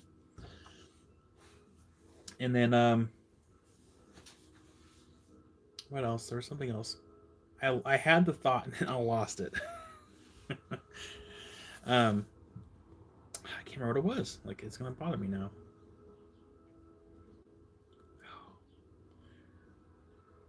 Forgot what it was. Oh man. Well, I think that was it for today. So yeah, I think we started at 8,900 and around 16 subscribers before the live, and then we are now at 8,928. So we were about 72. Yeah, 72 from 9,000. We're almost there. But yeah, so this next weekend, I don't know if I'm gonna go live between now and next weekend, or this coming up next weekend, because I have the Maker's Challenge project video to get edited and uploaded. I'm gonna try to get some cabs, a bunch of cabs priced before the weekend. And what else? I want to get some stuff set aside for the auction this next weekend. It's not gonna be big stuff. I'm gonna be focusing kind of more on smaller stuff because it's easier for right now, for as far as like packing into the other room. and then I have to go to the warehouse too. I have to go to the warehouse because I have a list of stuff to look for. Yeah. Level 9,000, almost unlocked. Oh, also, then I can do the joke. It's over 9,000.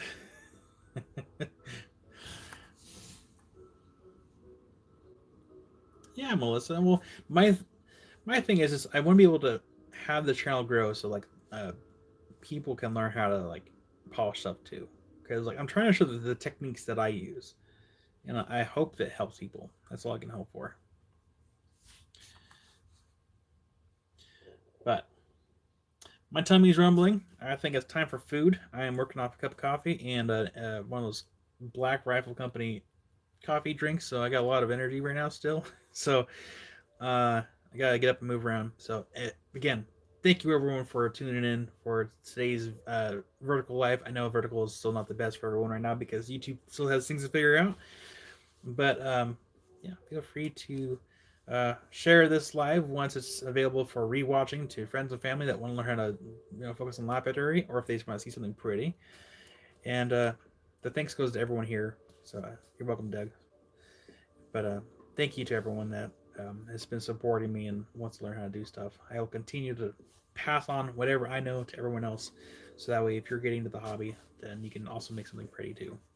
So again, I'm not good at goodbyes all the time. So bye everybody. Enjoy the rest of the week. I'll see you here in just a couple days. And yeah, rock on.